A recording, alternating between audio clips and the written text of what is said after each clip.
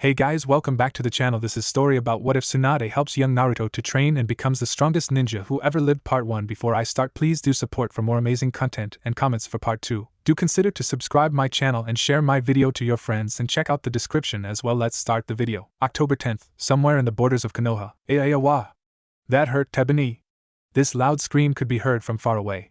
It was a good thing Uzumaki Kushina, the one who screamed, was not in Konoha, but in a cave nearby guarded by 3 ANBU chosen by Sarutobi Hiruzen, the former Sandame Hokage himself, struggling during her childbirth. The Sandame's wife, Biwako, and a female ANBU medic by the name of Taji were helping Kushina give birth, while Kushina's husband, Namikaze Minato, otherwise known as the Yellow Flash, and also the Yandame Hokage of Konohagakure no Sato, was using his knowledge of the Uzumaki's Fuinjutsu, sealing jutsu, to prevent the Kyuubi no Yoko to come out of Kushina's body. You see, Kushina was the Kyuubi's second Jinchuriki, the first being Uzumaki Mito, her grandmother's relative and wife to Senju Hashirama, the founder of Konoha and the Shodame Hokage, but that's a story for another time. Right now, the seal used to guard the Kyuubi inside Kushina was weakened because of her pregnancy. During childbirth, the Kyuubi would definitely try to force its way out of Kushina, hence the reason of Minato being there, to stop the Kyuubi. Are you sure she's alright? I've never seen her with so much pain before, said Minato. Don't you worry about her, said Biwako. She's fine. You just keep dealing with the Kyuubi's seal. Kushina kept screaming in pain, and Minato, as her husband, was obviously worried. But you are the Yandame Hokage, so act like a Hokage already, responded Biwako. Any man would have already died with these contractions. But women are strong. Both Kushina and Minato could feel the Kyuubi trying to weaken the seal even more and break free. Ugh, this thing is really strong, please, hang on, Kushina, thought Minato. Please hang on, Naruto, said him out loud, worried about their son. Meanwhile, a cloaked and masked man single-handedly killed the 3 ANBU guards and looked at the entrance of the cave, while walking towards the wall and passing through it, like a ghost. I can see the head. You're almost there, Kushina, said Biwako. Hang on, Kushina, said Taji. Kushina was screaming and moaning in pain more and more, while the Kyuubi was getting closer to break free. Come out, Naruto. And you just stay there, Kyuubi, said Minato, struggling against the mighty Bijou. Until a baby started crying. Naruto was finally born. Hot water, quick, said Biwako. At this moment, Kushina stopped screaming and started panting heavily, while dropping a few tears, of both pain, relief and utter bliss. Minato gazed in wonder to the new face. It's born! The baby was crying on the top of his lungs, as a result of the pain of the first breaths of life he was taking. Minato also cried, but just like Kushina, he was crying for joy. I can't believe I'm becoming a father today, said while wiping off a few tears, with an ear-to-ear smile. It's a healthy baby boy, said Biwako, while walking with Naruto towards Kushina. Minato wanted to hold him, but Biwako stopped him. Don't. The mother gets to see him first. She approached Kushina and put the crybaby beside her. Kushina looked at her son in wonder. Naruto, I'm so happy can finally see you two will have plenty of time later. Hush it now, little one, said Biwako, taking Naruto to the end of the room to put him in a proper place to rest. Minato approached Kushina and picked her warm hand. It was sweating due to her hard work. How are you feeling now, Kushina? He asked. I feel fine now, Minato, answered Kushina, smiling at him. Minato could only smile back at his wife. Thank you for this wonderful gift, Yash, said him, fisting his palm, as he was preparing himself. I know you just got out of labor, but I'm going to reinforce the seal and stop the Kyuubi from trying to get out. He was about to perform the reforging of the seal, when Naruto started crying, while the other 2 women screamed and fell dead on the floor. Biwako-sama. Taji, was all Minato could say. Yandame Hokage Minato, get away from the Jinchuriki, said the masked cloaked man, holding Naruto with one hand and threatening his life with the other. Otherwise, this child's newfound life will be lost in just a few moments. Minato wondered who this man was and how in the world did he pass through the barriers. Suddenly, Kushina started moaning in agony, while the seal was getting weaker, since Minato didn't reinforce it. Kushina! Shouted Minato. Damn it! Kyuubi seal, he thought. Get away from the Jinchuriki. You don't care about having your newborn child killed this instant, do you? Said the masked figure, wielding a kunai ready to kill the baby. Wait. Calm down, said Minato, not calm at all. The mysterious figure just answered, say for yourself, Minato. I'm as calm as one can be in this moment. He threw Naruto up high. Kushina gasped in horror, yelling Naruto. The cloaked man jumped, ready to kill the child, when Minato reacted. In a blink of an eye, Minato was in the corner of a wall, holding Naruto in his arms. The masked man could only fall on his feet, while he said, You really hold up to your name, Yellow Flash, but what are you going to do about this? While making half a ram seal, activating a few explosive tags stuck in Naruto's blanket, Kushina noticed the blanket quickly catching on fire, and only had time to shout Minato. Naruto! before they disappeared in midair. Minato, on the other hand, had time to listen to his wife shouting, "Teleport to a warehouse, get rid of the blanket," and jumping out of the now crumbled in pieces warehouse. Naruto was crying in his arms, but didn't seem to be hurt in any way. Minato sighed relieved. "Thank goodness you're safe, Naruto." Minato noticed a stack of wood stuck on his leg, and he quickly removed it, hurting just a little. "I had to use the Hiraishin no Jutsu to make out of this," thought Minato. "But because of that, I had to separate myself from Kushina, who happens to be that man's target. I must hurry." By the time he had these thoughts and threw the piece of wood he held to the ground, he already used the Hiraishin once more, this time arriving in a house, which probably belonged to him and Kushina, and now Naruto. Minato put the now sleeping Naruto inside a large cradle and whispered at his ear, "I managed to save you. Now you stay here, son, while I'll go save your mother." Meanwhile, Kushina was being held by chains made of writings of her seal, and too weak to move because of the labor she's just been through. "What do you want?" asked her, panting heavily, to the masked man. He answered, "I'll remove the Kyuubi from you, and with it, I'll destroy Konoha." Kushina could only flinch slightly to his answer. "What?" Minato's Shunshin no Jutsu allows him to move instantly from one place to the other, teleporting between his marking. "I'm sure that he put a marking in you as well, so he could protect you. However, I managed to separate you. Not only that, due to your labor, the seal holding the Kyuubi is weaker than ever," said the masked man. "Do you have any idea how long I've waited for this?" In a short moment, Kyuubi's seal started to be ripped apart, and Kushina was surrounded by a red cloak of chakra. On the inside, Kyuubi was getting rid of its chains, and its sharp iris was altered to a round iris with 3 commas surrounding it, resembling the masked man's weird eye pattern. The masked man was making half a ram's seal for concentration, and then he said, "Now be free, Kyuubi." The red chakra took the fox's format, and started leaving Kushina's body and forming a physical body of its own. Kyuubi spread its tails and gave a loud roar, announcing its freedom. Indiana reality. The demon was just as imprisoned as before, only now it was in a physical form. Kushina's remaining red chakra teared itself apart, and left her body falling to the ground. The masked man looked at the demon and stayed calm and collected as he turned on his back and said, "Great. Now I'm going straight to Konoha." As soon as he started walking, he heard a faint voice saying, "Wait." He stayed his feet and looked at Kushina, surprisingly alive, even though the bijou just left her body in a brutal way. "The Uzumaki clan is truly amazing indeed. To be alive even after having your bijou extracted," said him. In this moment, the Kyuubi glared at Kushina, with its new eye pattern, as it was being controlled. And in fact it was.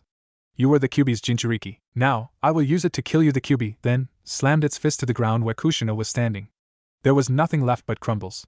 Suddenly, in the top of a nearby tree, Minato appeared holding Kushina in his arms. He made it just in time. "And so, a little flash of hope appeared, but it's too late now," said the masked man, looking at Minato, emotionless. Kushina was weak and panting as strongly as she could. Despite being exhausted, she still had the strength to ask Minato, "Is Naruto okay?" "Yes, he's safe now," answered Minato. Kushina was relieved. "Thank you." "Listen, Minato, you need to stop that man and the Kyuubi right now.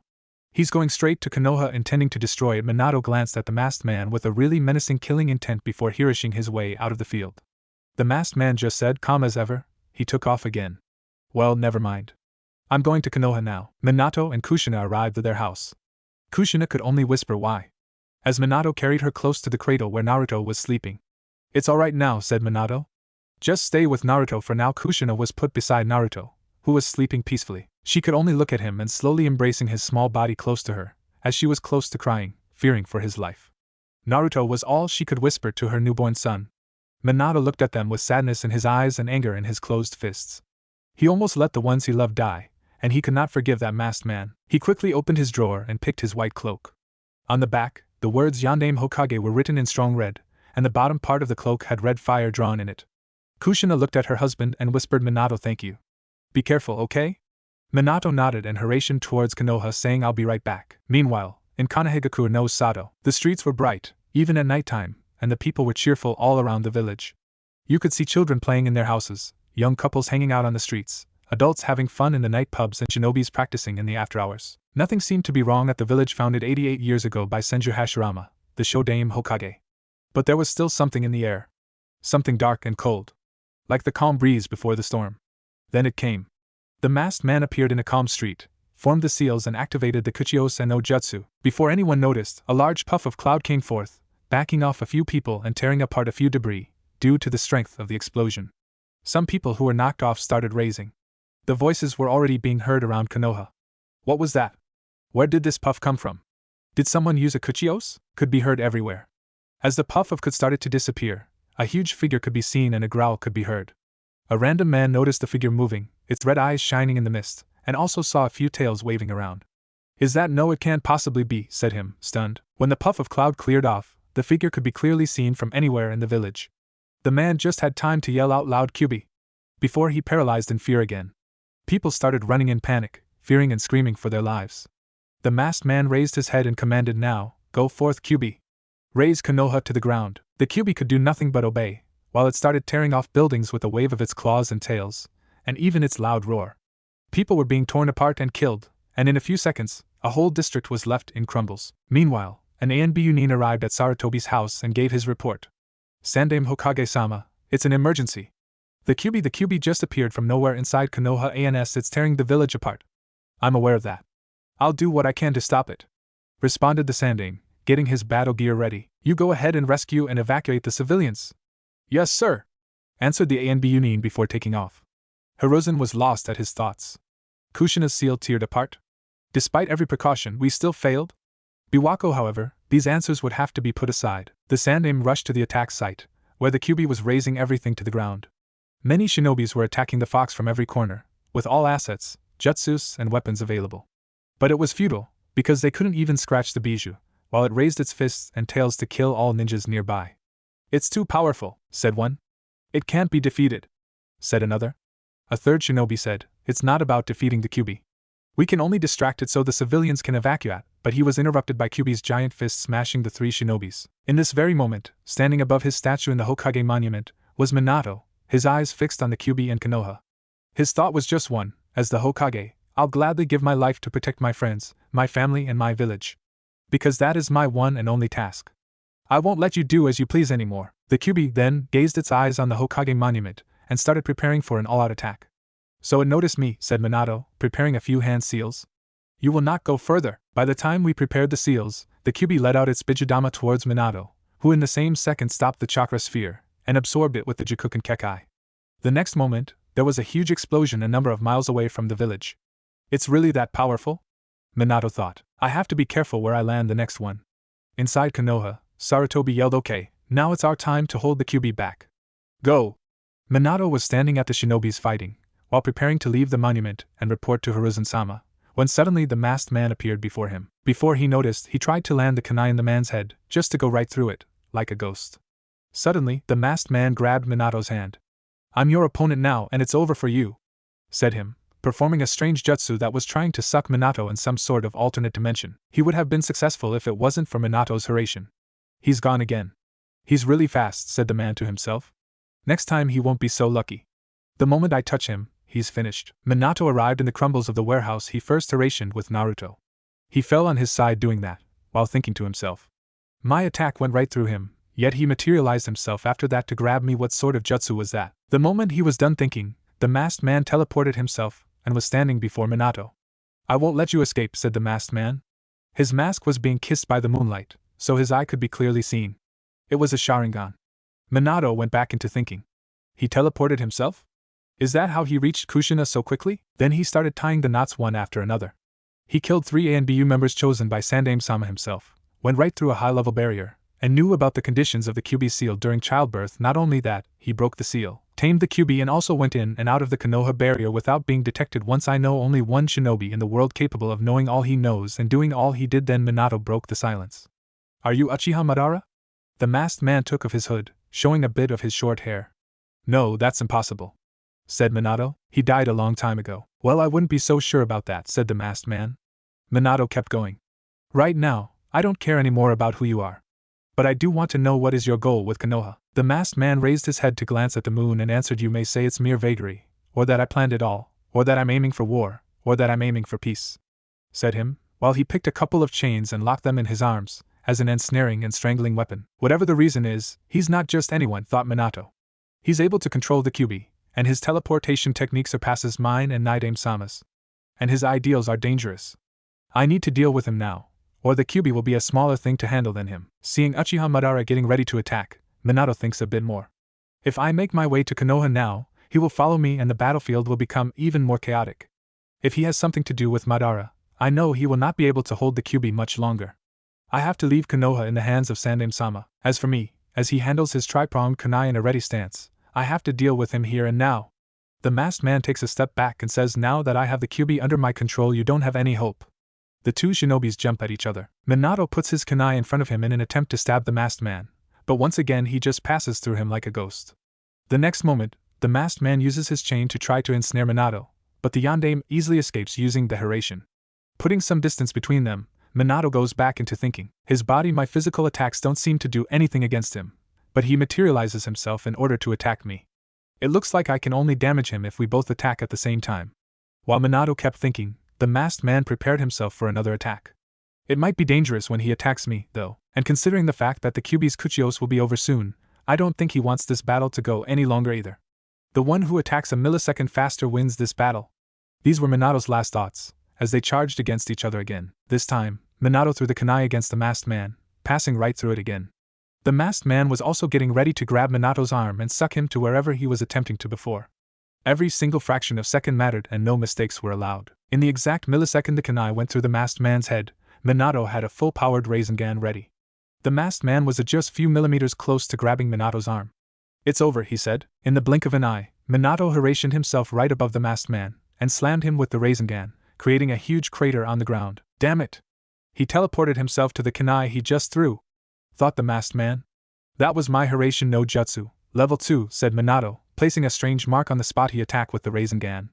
All that was left of the attack was a few rock piles and a cloud of dust. The masked man jumped away from the crater and stepped on a column of earth, panting in exhaustion.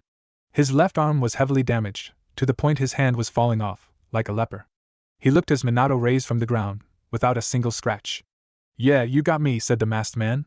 "I know a good dodge when I see one." I should have never left my guard up before he finished talking. Minato appeared in front of him instantly, stabbing him in the gut. "Hiraishin no Jutsu, he though. I see he placed a seal on me, somewhere." Suddenly, a circle of seals appeared on top of his cloak. The masked man gasped. "Kyakufuin? He though again. He intends to break my control over the Kyuubi." "Yes," said Minato, like he was reading his mind. "With this jutsu, the Kyuubi will no longer be yours to control." Minato completed the jutsu, and the Kyuubi was set free. One could see Kyuubi's eye turning from a Sharingan-like pattern to the cat-eye pattern. As the Kyuubi awakened, the Bijou started wreaking more havoc through the village. Sarutobi called a few A and BU shinobis to trace their strategy. "We need to stop the Kyuubi to increase the damage of the village. Let's force its way out of Konoha." "Yes, sir," said the group. "While I prepare my jutsu, you will distract the fox. But me sometime, and don't stop attacking," said Hiruzen. "Yes, sir." "Come on, let's go," said one of the shinobis. They all advanced towards the Kyuubi, throwing all sorts of weapons and using the most advanced jutsus possible. Meanwhile, Hiruzen bit his finger to draw some blood and made a few hand signs. "Ninpu, Kuchios no Jutsu, come forth, Enma, king of monkeys." A large pile of cloud appeared, and from it came a large monkey warrior, with a Konoha Hittite. "Kyuubi, how so the seal was broken?" asked Enma. "Yes," answered Sarutobi. "And we will push it away from Konoha with the adamant and Naya." "Got it." "Henge," said Enma, transforming itself in a large bow staff. Sarutobi then aimed the staff and the Kyuubi. "Extend." The staff started extending itself until it hit the Kyuubi with a very heavy impact that pushed for a long distance. "Okay, I make the Kyuubi leave the village. Now keep attacking and don't stop," shouted Hiruzen, making a large number of shinobis attack the Kyuubi, while he was lost in his thoughts. "Minato, where are you?" Meanwhile, the masked man jumped on the branch of a tree, while his limbs were still rotting to the ground. "You make justice to your title," Yandere Hokage said him. "You were able to hurt me and set the Kyuubi free. My congratulations. However, one day the Kyuubi will be mine again. I'm going to rule the world and there are many ways to reach my goal," said him while disappearing from Minato's sight. Minato looked as the man vanished and thought to himself, this feeling and his tone, he's not kidding now. He was set off to stop the Kyuubi, which was killing many shinobis. He Hiraishined to the Hokage monument, and saw the Kyuubi preparing another Bijudama, while the other shinobis were too weakened to dodge it, least of all stop it. "Oh no," thought him. He made the hand signs for the Kuchios no Jutsu, and just as the Kyuubi was almost done preparing the attack, Gamabunta, the boss of the Toads of Empty Mayaboku, was summoned right above the Bijou, landing on top of it and preventing the attack. Minato remembered that the masked man wanted the Kyuubi at any cost, so he thought through what he'd have to do to stop the fox and the masked man. "Kushina, please forgive me," he looked at Gamabunta and said, "Please, hold the Kyuubi just a bit longer. I need to focus a lot of chakra to teleport something this big." Gamabunta replied, "I don't know, kid, this is gonna be tough, even for me." Kyuubi was preparing for another Bijudama, which no one could avoid being hit. The Bijou was already charging the blast when suddenly it disappeared. The Hiraishin was successful. Suddenly a huge explosion was seen far away. "Over there! Let's move, said Hiruzen. The Kyuubi was on the floor, with a huge cleared field in front of it, showing the destruction left by its attack. In a moment, Minato appeared again, carrying Kushina and Naruto. Minato looked tired and about to faint due to chakra exhaustion. But he was persistent. I need to put a barrier seal right away, he said, but my chakra reserves don't worry, Minato. I can take it, said Kushina, who was having internal bleeding. She was about to die due to the fact she had her bijou extracted and her chakra coils were heavily damaged. She forced her last bits of strength to extract many golden sealing chains that surrounded a large area and rendered the Kyuubi motionless. Kushina started coughing blood, and because of the noise, Naruto woke up and started crying.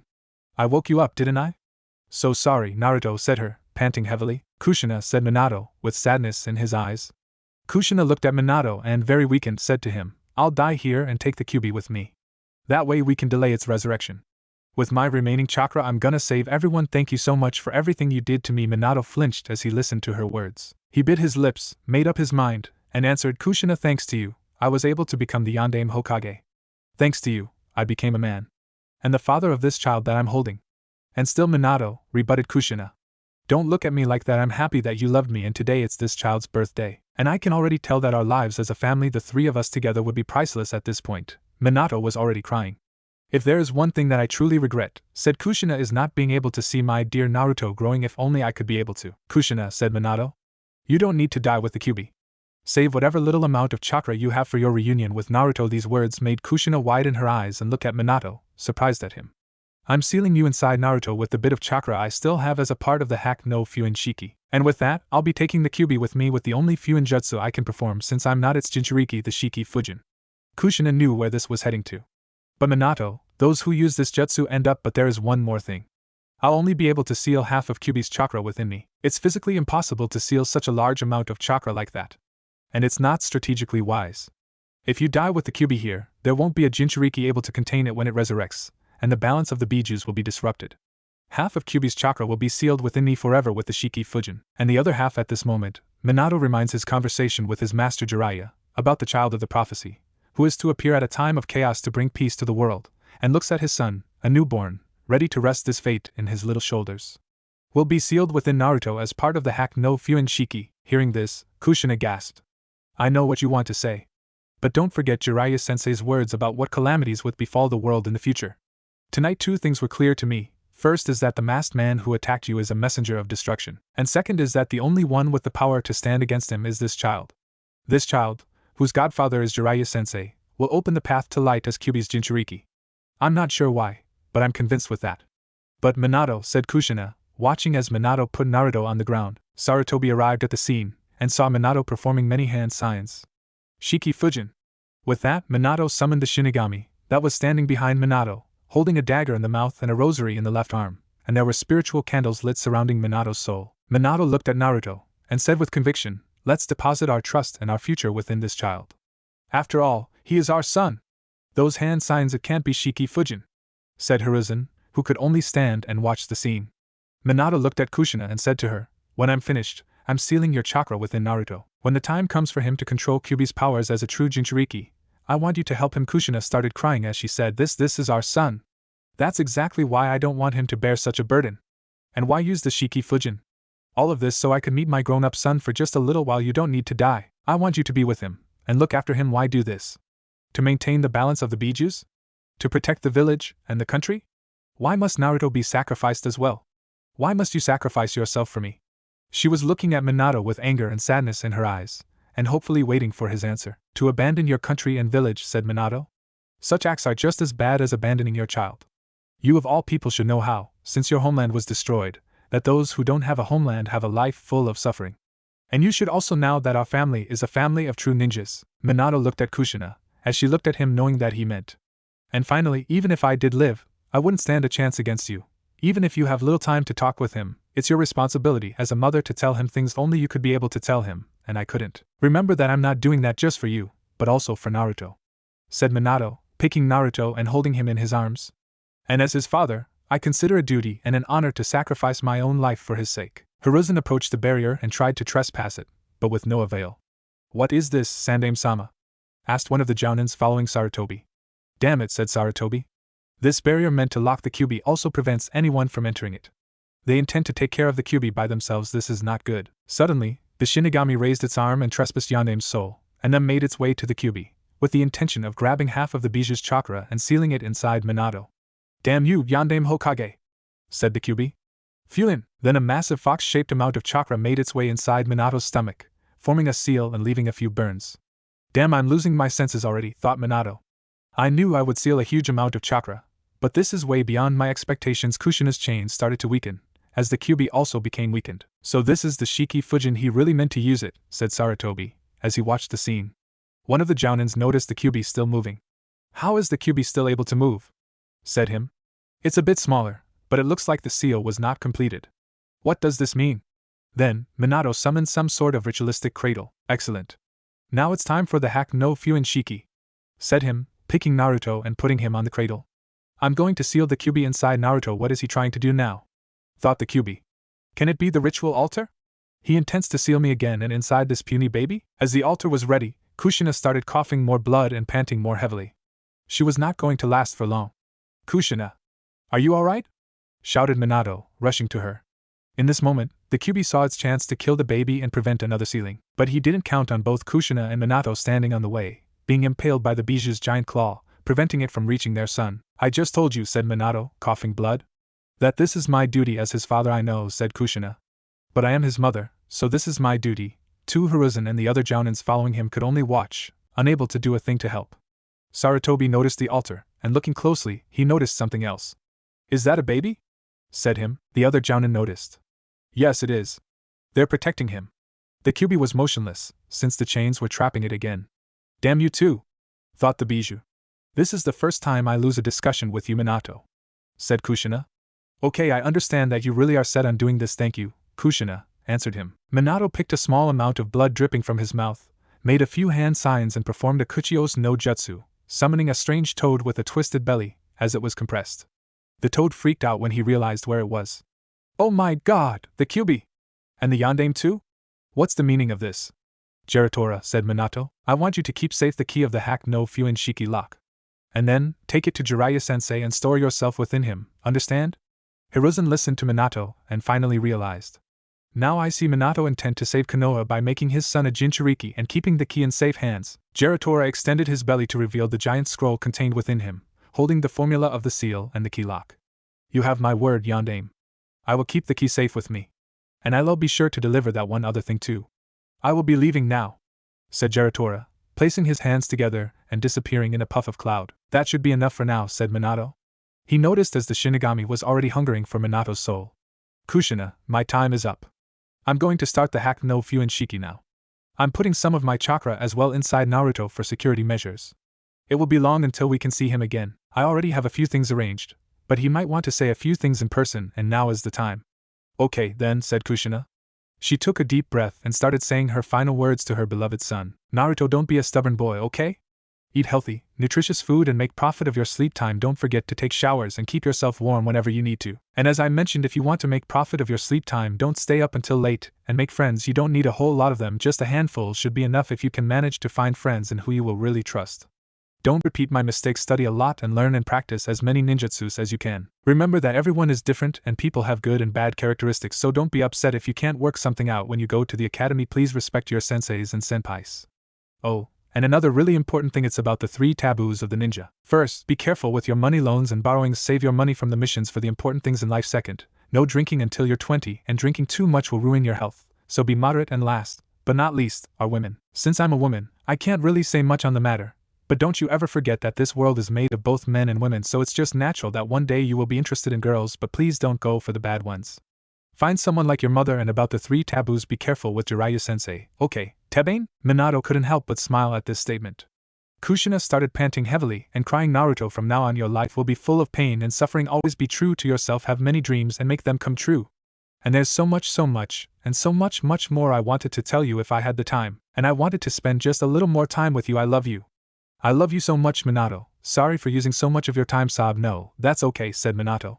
Naruto, what I wanted to say to you as your father is that, well, it's basically the same things your paranoid mother said. Hack no Fuin Shiki. Sometime later, in the outskirts of Konohagakure no Sato, Sarutobi Hiruzen was not crying.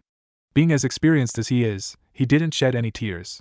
But his heart was as heavy as a stone, as he was heading towards his beloved village, along with a number of shinobis behind, all of them physically and emotionally broken, since they stood up to the Kyuubi, but little could do to save their beloved Hokage. Ahead of him, 4 ninjas were carrying the covered bodies of Namikaze Minato, the Yondaime Hokage, Hiruzen's successor of the will of fire that protected Konoha every day, and Uzumaki Kushina, his beloved wife. Just a handful of people knew they were married, being them Hiruzen himself, Hatake Kakashi, one of Minato's students, Jiraiya, his teacher, and a select number of friends. And even a smaller number of people were aware of Kushina being pregnant, and even less people knew who the father was. The civilians and the majority of shinobis just assumed she took an important role in helping Minato killing the Kyuubi. The fact that the bijou was sealed inside their baby, Naruto, was to be concealed for now, while the fact that he was the Yondaime's son was to be concealed for Kami knows how long. So she was praised as one of the main protagonists of this fateful evening as the bodies passed through the main gates, receiving cheers, but also tears. Hiruzen carried in his arms Minato's great legacy, which went by the name of Naruto. As he arrived home, he put Naruto in an old cradle. It was the same cradle used for his 2 sons, Shirato and Asuma, A/N. Asuma's brother, which would be Konohamaru's father, never had a name, so I'm just putting the name of an old anime character just for the heck of it, tongue sticking out. He then went to his office desk, sat on his chair and began collecting the thoughts and reminiscences of what was probably the longest night of his life, being the second longest the night he found out the location of Orochimaru's old laboratory. The same night he tried but couldn't kill him, out of pity for his beloved genius student. As he collected the thoughts, he reminded of what he lost that night. Many civilians and shinobis, years of economy, history and legacy of old buildings, stores and libraries, his wife Biwako, his successor the Yondaime, and also Minato's wife, Kushina. He lost many precious things and people. But he also gained 2 things, the first being Yondaime's legacy, the baby who was sleeping in the old cradle. The second, although with a heavy heart, was the fact that he was to be, once again, placed as the Sandaime Hokage of his village. He gained the opportunity to set right many wrongdoings of his life and the lives of the people who lived in Konoha. He, as a member of an older generation than the current, would have the chance to pass on the will of fire not to 1 or 2, but to 3 different generations of shinobis.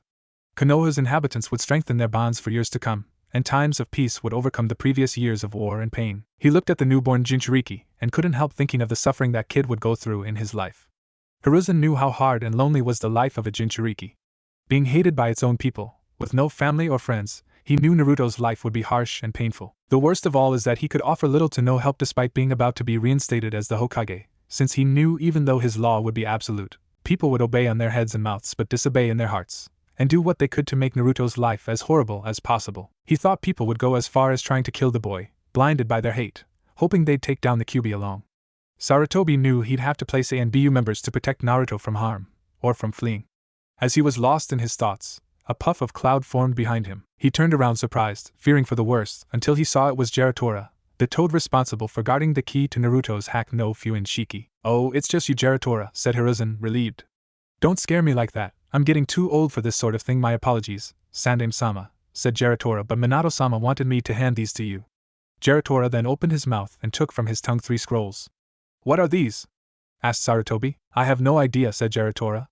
"I know for sure that this one, as he pointed to the black one, is for you, and you should ready as soon as I make my leave." "Okay then. I will see what it holds," said Hiruzen. "Thank you, Giratora." "You're welcome, Sandaime-sama. I'll be leaving then," said Giratora, as he went back to empty Maiboku. Hiruzen opened the black scroll and read through its contents.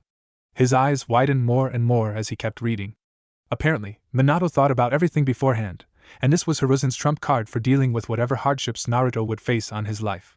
He could only smile as he though excellent. This should make things easier for little Naruto. "Don't worry, Minato, your wish will be granted. I swear on my life and the will of fire, Kanahigaku no Sato." 2 days after the Kyuubi incident, Sarutobi Hiruzen had many reasons to be both happy and upset. He had just been reinstated as the Sandaime Hokage of Konoha. Although it was an opportunity to keep alive the will of fire that inspired him to protect his family, friends and the whole village, he had 2 problems. The first being reinstated after the death of his successor, Namikaze Minato, the Yondaime, during the Kyuubi's attack on Konoha.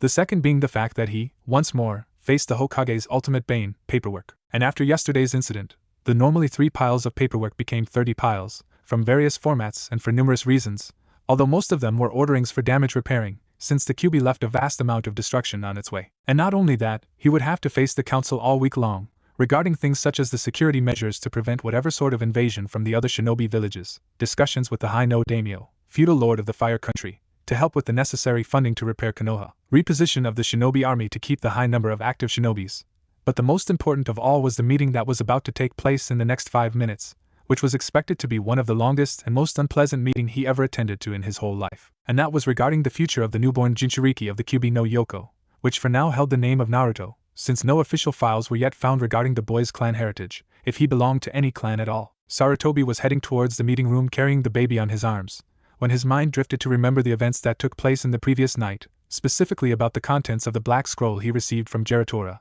which Sarutobi would use as his personal trump card to turn the tide, if necessary. Flashback 34 hours ago, Sarutobi clan's compound. Sarutobi Hiruzen was still in shock after what he read in that black scroll. He was impressed at Minato's cleverness, to have predicted whatever thoughts Hiruzen had in his mind concerning the future of his son Naruto, and the life he would have to endure as a Jinchuriki.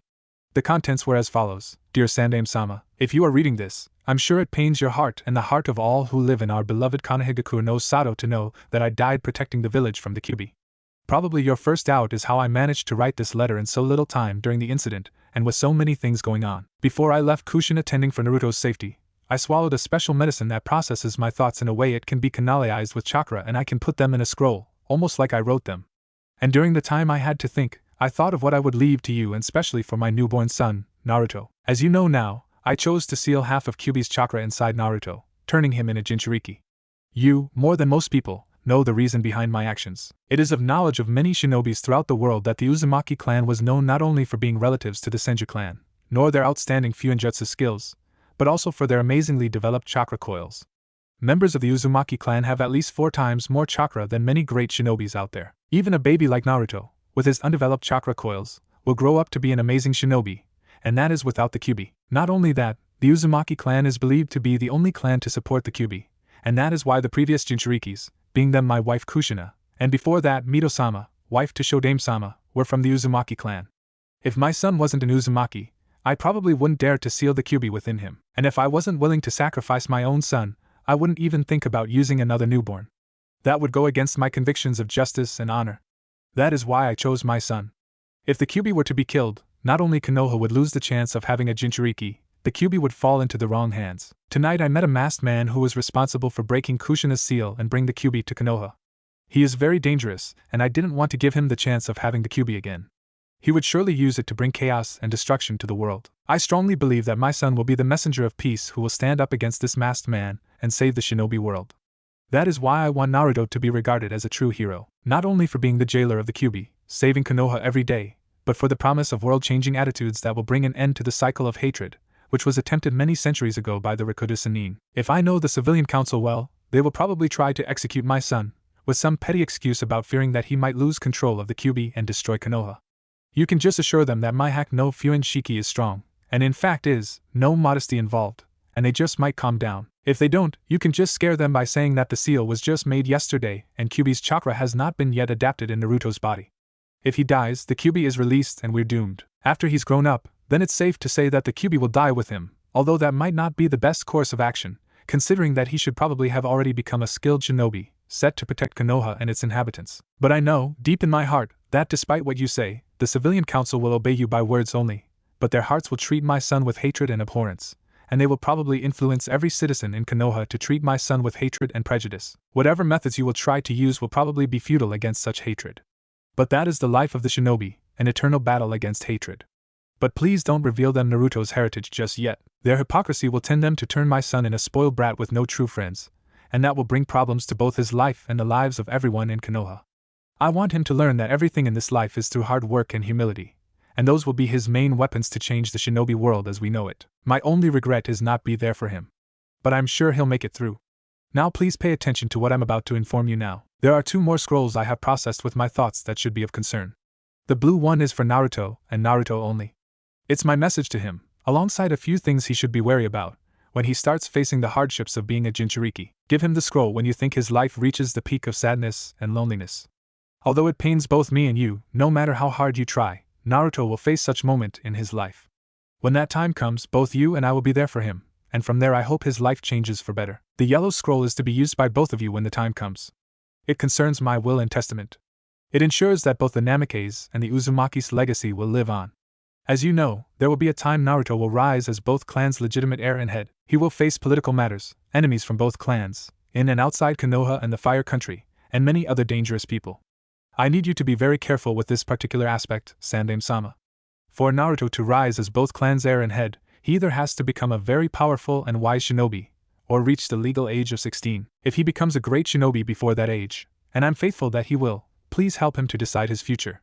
Some might see his early rising as reckless and will try to take advantage of him. Do not let him become clan head earlier than 16 unless he is strong enough to use both the Hiraishin no Jutsu and the Rasengan. Being this powerful will bring fear to the hearts of those who will try to bring Naruto down. And it will help people to understand that he's not the Kyuubi. But rather, he is a true ninja of Konohagakure no Sato, an heir to the Namikes, the Uzumakis, and the will of fire that protects our village every day. I hope you understood the reason you have this scroll in your hands. Please help my son as much as possible and make sure he becomes an excellent ninja.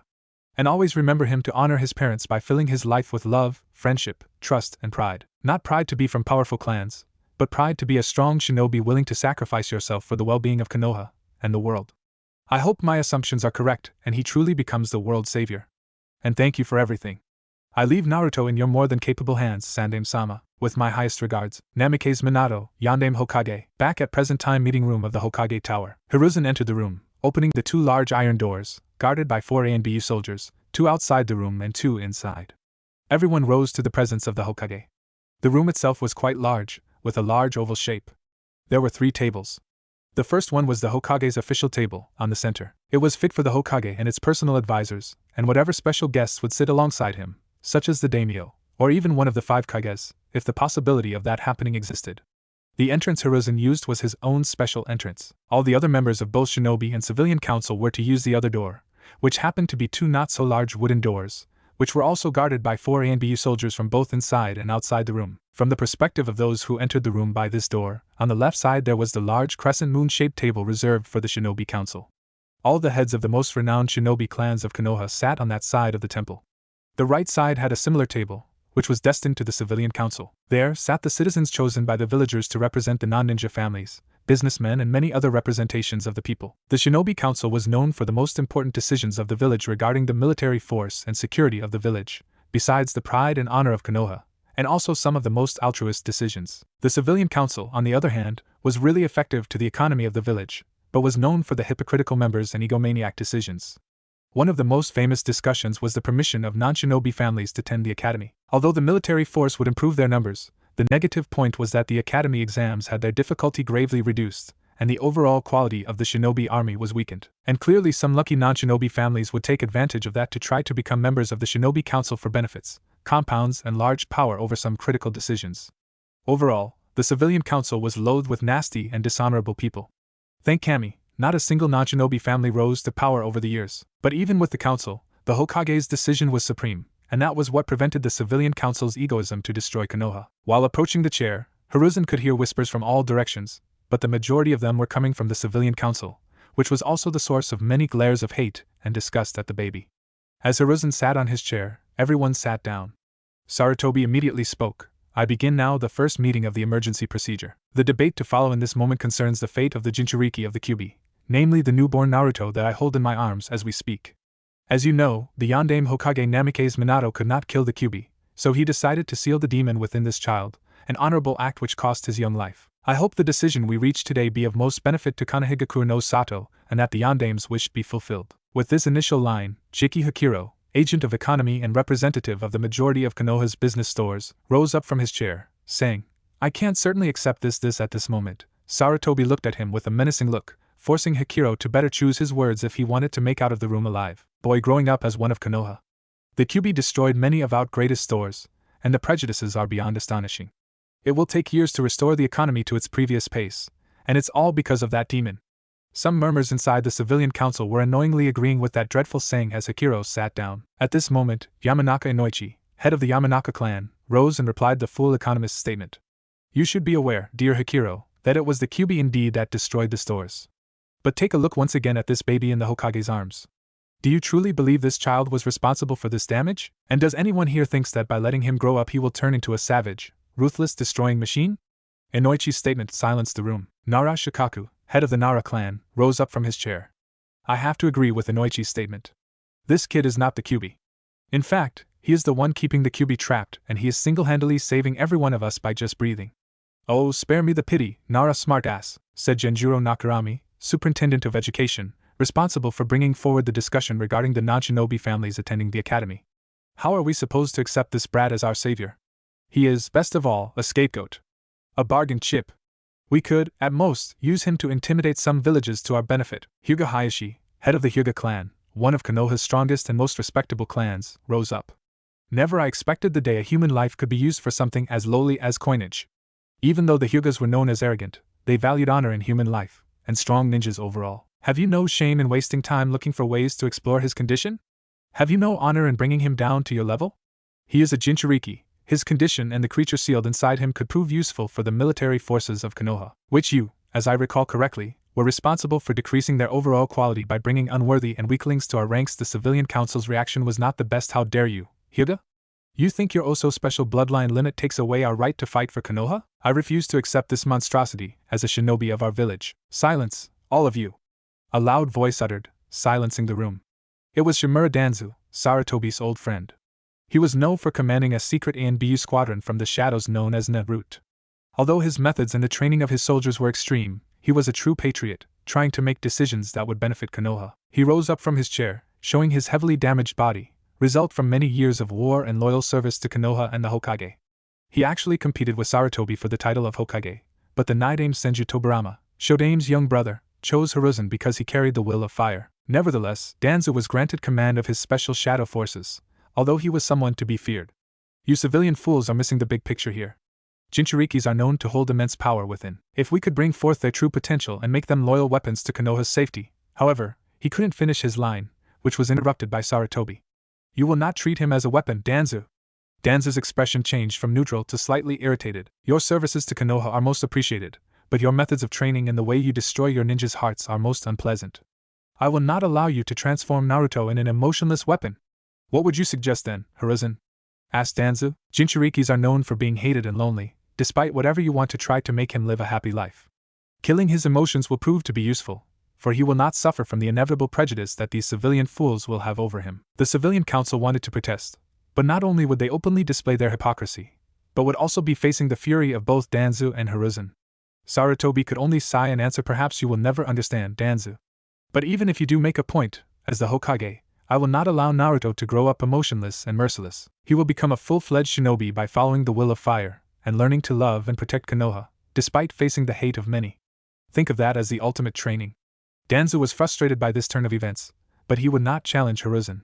He never won any challenges against him. As you wish, Hokage-sama. The civilian council was also frustrated, since they would have to swallow the fact that the Jinchuriki would become a shinobi. They couldn't even suggest execution or exile, as the Hokage's orders were supreme, and he already made his point very clear. Sarutobi then made his final statement. As of today, a new law will take place. The secret regarding Naruto's status as a Jinchuriki will be classified as a S-rank secret, meaning that only Jounin-rank shinobis and above should be aware of. Other than that, only the people of this council, and Naruto himself, when the time is right for him to understand his condition. When the time comes and Naruto becomes aware of his condition, he will be allowed to share his secret for outsiders and shinobi under Jounin rank under two conditions alone. The first being if I evaluate the person and deem him or her worthy of knowing and keeping the secret. The second being in a desperate situation that will require him to use his powers openly with my consent. Other than that, if anyone so much as mention the names Kyuubi or Jinchuriki without my express permission, they are to be executed on the spot with no trial. Did I make myself clear? Everyone at the council meeting nodded their heads. And now, I would like to bring another point. As you are aware, the Jinchuriki is an orphan baby, therefore, someone must take care of him until he is able to, at least, take care of his most basic human needs. I don't know if anyone in the Shinobi Council would be able to openly receive Naruto in their compounds, but I'm sure the Civilian Council could at least provide an orphanage for the boy and an adult woman to breastfeed him until he's around 8 months of age. The Civilian Council was about to protest again, but they knew heads would roll if they did so. Yusen Makunara, a tender of children and teenagers' rights, rose up. There is an orphanage around 2 blocks to the right of the Hokage Tower's exit that provides food and shelter to war orphans. I could talk to the owner and arrange a place for young Naruto. Excellent, said Hiruzen, and please make sure he's well treated. I will visit him twice per month. If I notice so much as a bruise or signs of negligence, punishment will be severe. Makunara did the best he could to hide his anger at hearing these words. Yes, Hokage-sama. Hiruzen could see the lie in his eyes, but he knew it was inevitable. Even so, he thought that this should be enough for now. He just had to make sure Naruto had someplace to eat and sleep. He couldn't guarantee Naruto's happiness, but at least he resolved the most urgent matters at hand. I now declare resolved the issue concerning the Jinchuriki Naruto. We will have a 1-hour break. When we come back, we will discuss the matters regarding our shinobi forces, greatly reduced by the Kyuubi attack. All of you are dismissed, said Hiruzen, as everyone rose from their chairs and left the room. Hiruzen went back to the Hokage's office, to deal with as much paperwork as he could, since the 31st pile came to life after the meeting. His expression was that of a tired old man. I can't even resort to Kagebunshin, they tire me too much now. I'm getting too old for this sort of thing. He could even begin his work. The door knocked. Come in. As the door opened, 3 men entered.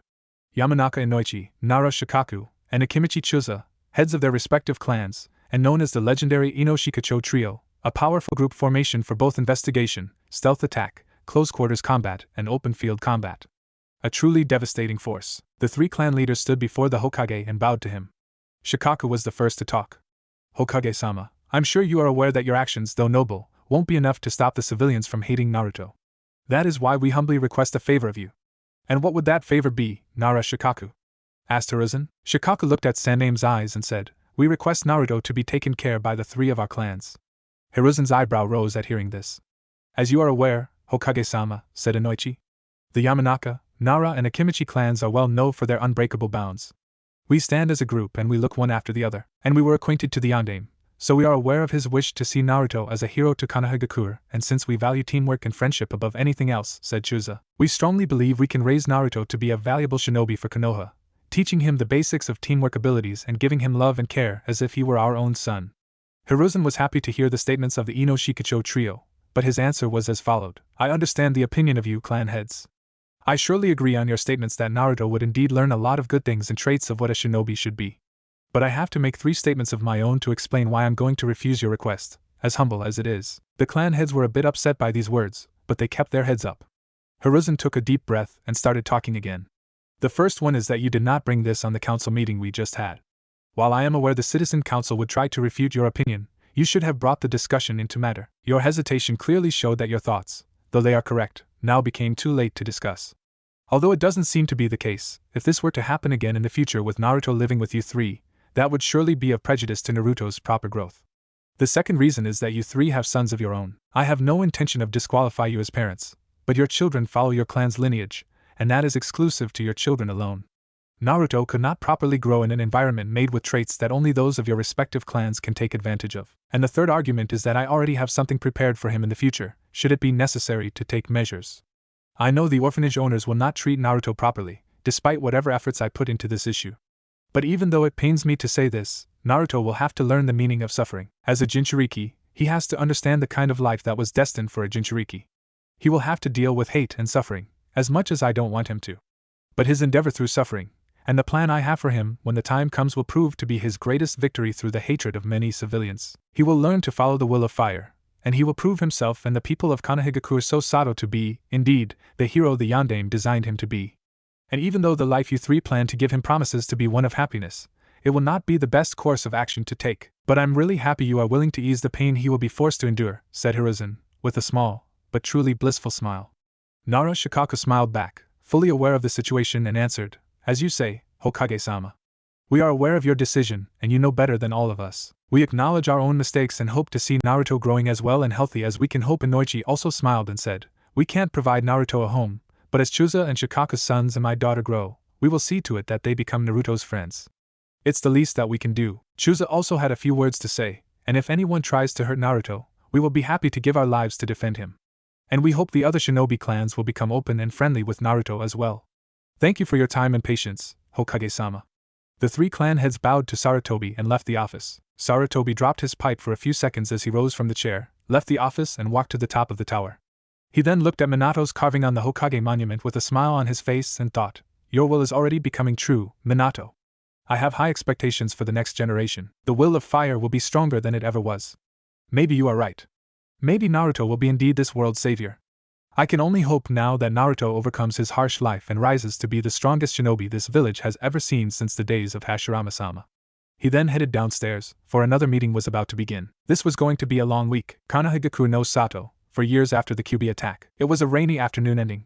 It was raining for almost 15 hours straight. It started around 2 a.m., and the rain didn't show any signs of stopping so soon. The streets were surprisingly empty and all the stores were closed. Even if it was a rainy day, there would be people walking or running and stores open. But the previous day was the reason why the streets were empty. The previous day was October 10th, the day Konoha celebrated the Fox Festival, celebrating Yandame's success and killing the Daemon Fox. Yes, killing it. The law set by the Sandaime Hokage stated that no one was to know about the fact that Minato didn't kill, but rather sealed the Kyuubi inside a newborn vessel. Some people knew the truth, but they weren't allowed to spread it, for they were to receive the death penalty if they did so. But that didn't stop them to influence the other people to hate on the one responsible for holding the Bijuu at bay. Naruto was, for most people, as hideous and hateful as the demon fox itself. People loathed him with insults, intense bullying and glares of hate and abhorrence. And if it wasn't enough, they just pretended he didn't exist. That had an even worse impact than actually recognizing his existence. October 10th was also Naruto's birthday. If he was like any other kid, he would be happy about his birthday. But he wasn't like any other kid. He was a Jinchuriki, although he didn't know about his condition. His life only knew hatred and loneliness. Twice per month he received attention from the Sandaime Hokage who visited the orphanage Naruto lived, and those were the happiest moments of his life, until he turned 4. Instead of receiving birthday gifts like most kids, he was kicked out of the orphanage. The owners told him that if he was old enough to tie his own shoes, so he was old enough to live on his own on the streets, instead of filling space and preventing other war orphans to be adopted. Funny thing is, the war was over almost 10 years ago. If there were any war orphans, they should be graduating at the academy by now, or mostly have a family of their own. Naruto knew the truth, however. They absolutely abhorred him. He just didn't know why. What did he do to earn such hatred? Yeah, he pulled a prank here and there, just to draw some attention. And he did shout out loud in the middle of the street something like "I'm gonna be the Hokage, and then you'll all know who I really am, Dadabayo." But other than that, what did he do? Why do people hate him so much? Why was he left alone in the world? Who were his parents? These thoughts tormented him. He couldn't stop crying. He slept on the top of an busted cardboard box, with tears in his eyes. But as soon as the rain started during after hours, he abruptly woke up and rushed to the ceiling of a store. He was afraid to be kicked out rudely by the store clerk as soon as the commercial district opened, but it didn't. In fact, not a single store opened and not a single civilian left their houses. The truth is, Yusen Makunara, the one who offered an orphanage for Naruto to live, was the one responsible, along with some friends and the whole civilian council, to have Naruto kicked out of the orphanage on his 4th birthday, and have the streets emptied the following day, so that Naruto could be lonely all day long. Despite Hiruzen's hard work, the people of Konoha saw Naruto as the true demon fox itself, and refused to acknowledge his act of heroism by being the Kyuubi's jailer. The kids didn't know the truth, but the adults could just tell them to stay away from that despicable brat. As the rain kept going, Naruto felt more and more lonely. He put his head between his shoulders and started crying again. By nighttime, the rain finally stopped, but only a handful of streetlights were lit. Naruto was walking down the road, covered in near-complete darkness, and he was hungry and thirsty. He didn't find anything to eat, and he didn't have any spare money either. The only water available was from the rain, and he didn't think it was safe to drink water from the rain, and he was right, it wasn't. He was covered in bruises, because before he was kicked out of the orphanage, the other kids beat him to a pulp by order of the owner. He fell on the street, about to faint, and possibly die, from body exhaustion, malnutrition and dehydration. But something happened that he never, ever expected to happen. He was saved. By the Hokage himself. The Hokage picked him up and took him to the hospital, where he was admitted into. He had to. Sarutobi made his point very clear, and put in a room with an 4-drop and an injection of nutrients in his body to make sure he wouldn't faint for the next days. Although he still needed rest. Before he could close his eyes and sleep, he raised his head just a bit to look at his savior, and say, "Thank you, Ji-san." Hiruzen looked at him with pity in his eyes. If it weren't for almost 50 years of experience of the shinobi way of life and 2 great ninja wars, he would have burst in tears at that moment. So much suffering, so much sadness, no more. He decided the time was now. Naruto was at his limit. More of that hatred and sadness and would surely commit suicide. Just thinking about this made Hiruzen's gut turn upside down. He would surely kill a handful of people for promoting such abhorrence, and punish another number for letting that happen after this. But right now, his only thoughts were focused on Naruto and his well-being. He then picked the blue scroll he had kept safe for 4 years and handed to Naruto. He was ready. And he hoped Naruto was ready. No, he knew Naruto was ready to take it all. "Naruto," said Hiruzen, "this scroll has been kept safe for 4 years. I know your life has been hard and full of pain and loneliness. And everything that is written here was written for you. It's a final message left by your father, and some advices you should follow if you want to fulfill your dreams. Do you understand what I'm saying to you?" Naruto was flabbergasted at hearing this. A message meant for him? From his father? He couldn't believe it. He didn't even think twice. He quickly took the scroll and hugged Hiruzen, despite his weak state, with tears dropping from his eyes. Hiruzen then left the room. Naruto quickly opened the scroll to read through its contents. The scroll's message was as follows: Dear Naruto, if you are reading this, then you must be facing the hardest time of your life. Your life must be full of pain and suffering, and even though it's been a few years after my death, it somehow still pains my heart to see my son at this state. And you have the right to know why. As you are aware, you were born on October 10th, the day the Kyuubi attacked Konoha. It is said that the Yondaime Hokage saved the village sacrificing his own life killing the Kyuubi. That, however, is just a half-truth. You see, the Kyuubi is a Biju. Bijus are forms of pure concentrated chakra, so it is physically impossible to kill a Biju. You can, however, seal them. And that is exactly what the Yondaime did. He sealed the Kyuubi. But a Biju cannot be just sealed in any person. Because of the way seals work with the development of chakra coils, if the Kyuubi were to be sealed in an adult, he would die instantly, and the Biju would be set free again. So the Kyuubi was sealed inside a newborn. Specifically you? Naruto's eyes widened at reading this statement. For a moment, he couldn't believe it. But he kept reading. Right now, you might doubt at what is written here, but think for a moment. It all makes sense, right? The way people looked at you, the way they treat you. You are a Jinchuriki, and that is how the world treats them. With anger, hatred, and fear. They are afraid of what's inside you. They don't see the kid named Naruto, they only see the demons sealed inside you, and that's why they treat you so lowly. But I beg of you, please forgive them. They are not to blame. Naruto did see the sense in this. But as soon as he said the part where his father asked for him to forgive them, he wanted to shred the scroll in a million pieces. But he kept reading nevertheless. The Yondaime wanted you to be seen as Konoha's greatest hero. The one keeping the Kyuubi jailed every day, saving Konoha by just being alive. But the destruction and death the Kyuubi left behind were too much, and people couldn't forgive nor forget. And worst of all, the Hokage was dead. How could his sacrifice and wish be granted if people only saw the bad things that happened and were blinded to realize the chance of rebuilding their lives? That is why they hate you so much, even though you were partly a victim of all of this too. Your mother knew this would happen, that's why she at first refused to let you be Kyuubi's Jinchuriki. Naruto suddenly widened his eyes again. His mother was mentioned now. He then went back to reading. Now you must be wondering who we are. Well, I'm not gonna keep you waiting anymore. Your mother's name is Uzumaki Kushina. She was a strong kunoichi from the renowned Uzumaki clan, specialists in Fuinjutsu abilities, amazingly developed chakra coils and long life expectation. By the way, the fact that you are an Uzumaki means that you, and only you, should be able to support Kyuubi's massive chakra, so consider yourself a bit more special just because of that. If you weren't an Uzumaki, I would have never sealed the Kyuubi inside you. When Naruto read this last phrase, he then stopped and collected his thoughts. Wait, my dad sealed the Kyuubi in me? It wasn't the wait, no it can't be. He turned his attention back to the scroll. Yes, I'm the one who sealed you. My name is Namikaze Minato, also known as the Yellow Flash. I am the Yondaime Hokage of Konohagaku no Sato, the one who sealed the Kyuubi inside you. For a moment, Naruto thought his head was going to explode with both answers and question. A lot of questions, that he hoped to find the answers in this scroll. Now you must be wondering, why in the world did I seal the Kyuubi within my own son?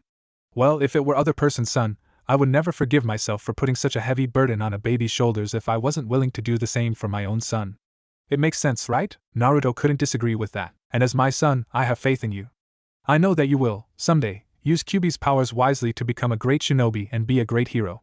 Not only for Konoha, but for the entire world. There are some who are willing to use this power to destroy the world and all that we know and love. But I know better. I know you can use this power to bring an end to the eternal cycle of hatred and bring forward an era of peace, when people will be able to understand each other. I believe in you.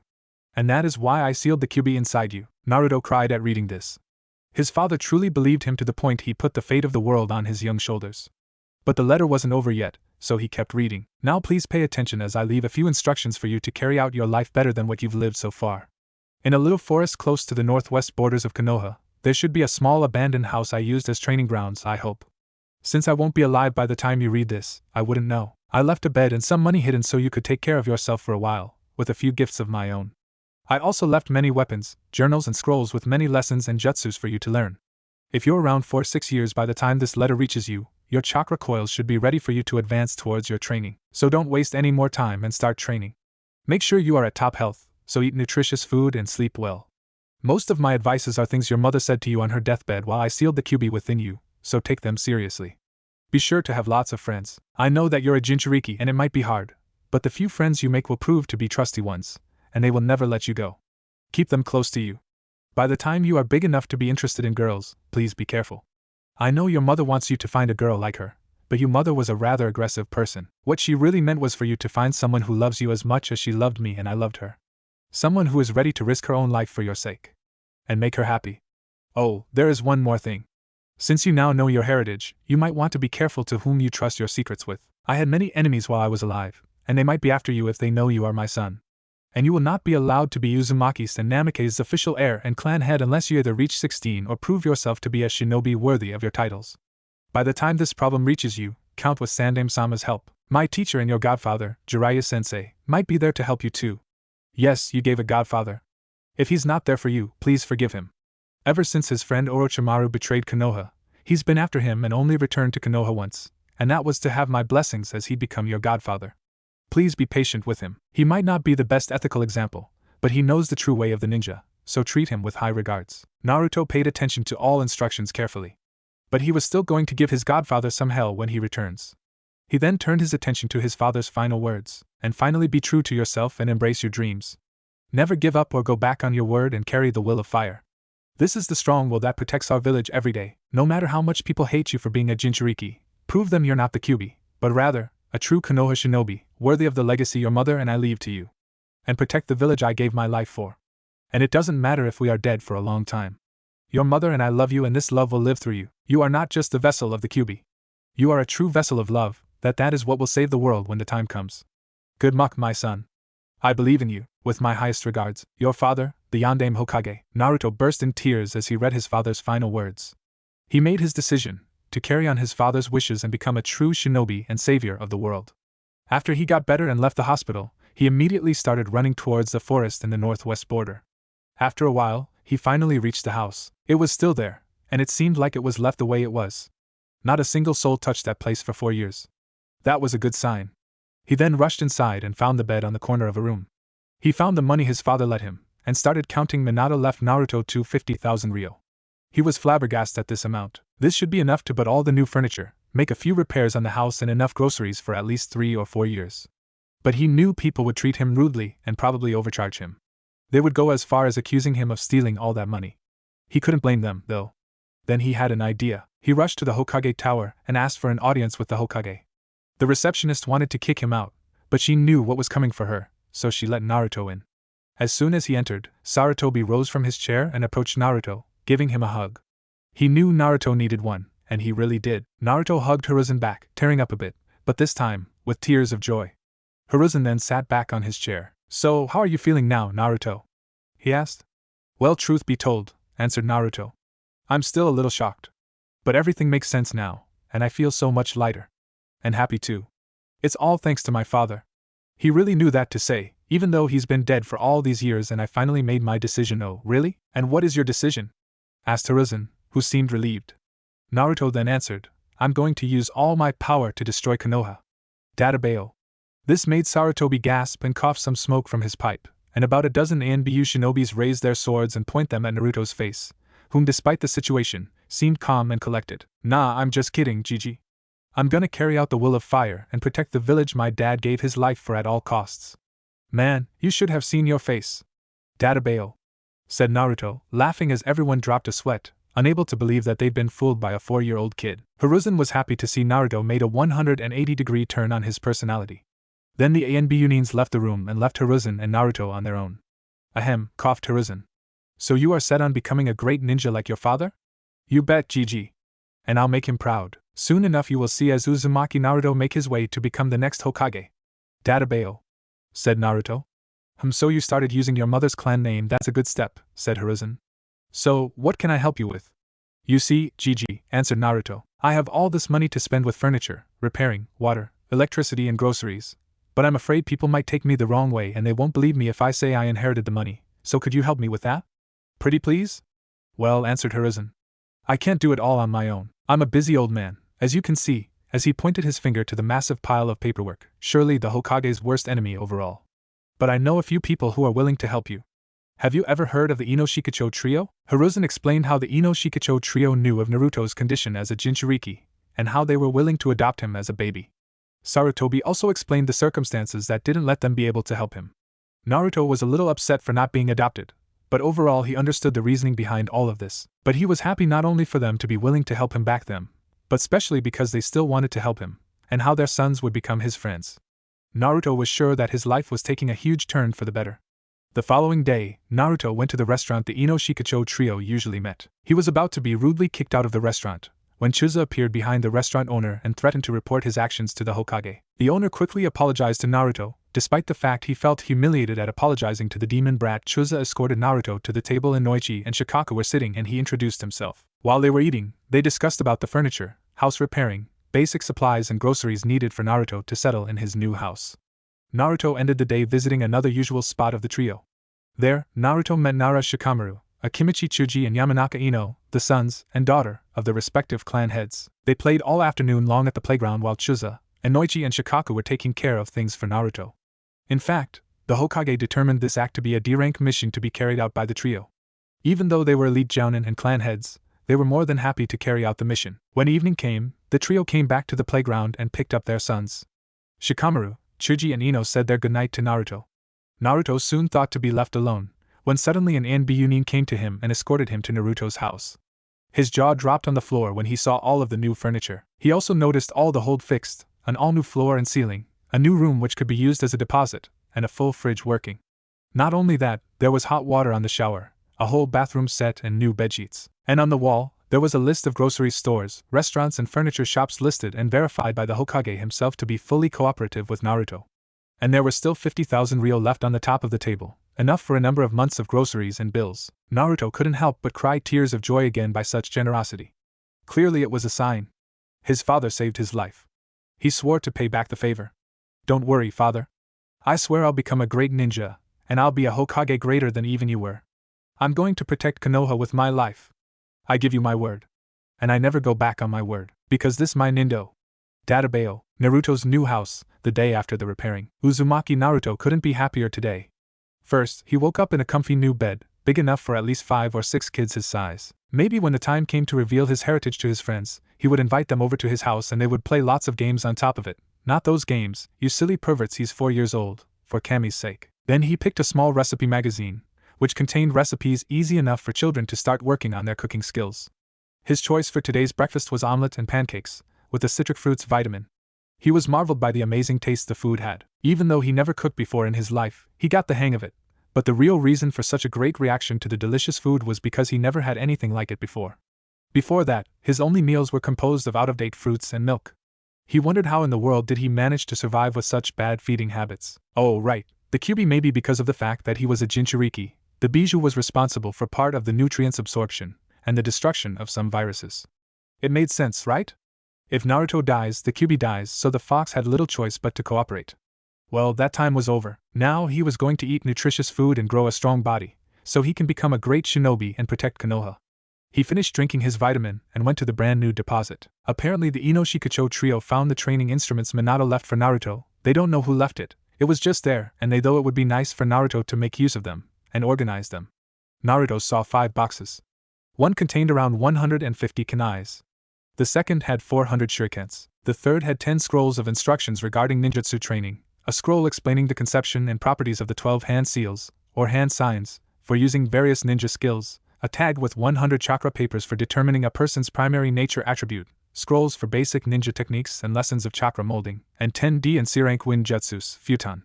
The fourth box had 1,500 tags for Fuinjutsu practicing, and a book containing instructions for basic and advanced Fuinjutsu.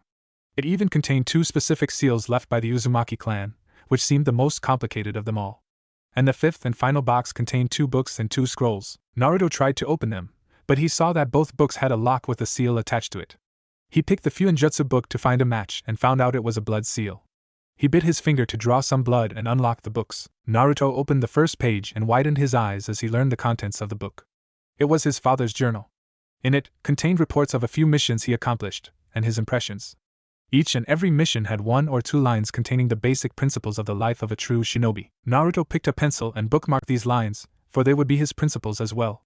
He opened the second book, which turned out to be a photo album. The first photo was of his father as a child. Alongside him there were 2 other kids and an adult. One had lavender eyes and no pupils, trademark of the Hyuga clan, and the other had his face covered by a trench coat. He was probably from the Aburame clan, the Kikaichi user clan of Konoha. The adult had some sort of whisker drawn from his eyes, and white hair. The photo had a tag in which was written, "Our first day at Team 13. Both my teammates and I graduated at 7, which is surprisingly early for some shinobis. My teammates are Abirame Shibi and Hyuga Hayashi. My sensei is the one and only Jiraiya-sama, one of Sandame's 3 amazing students. I hope to learn a lot of things from him and fulfill my dream of becoming a Hokage.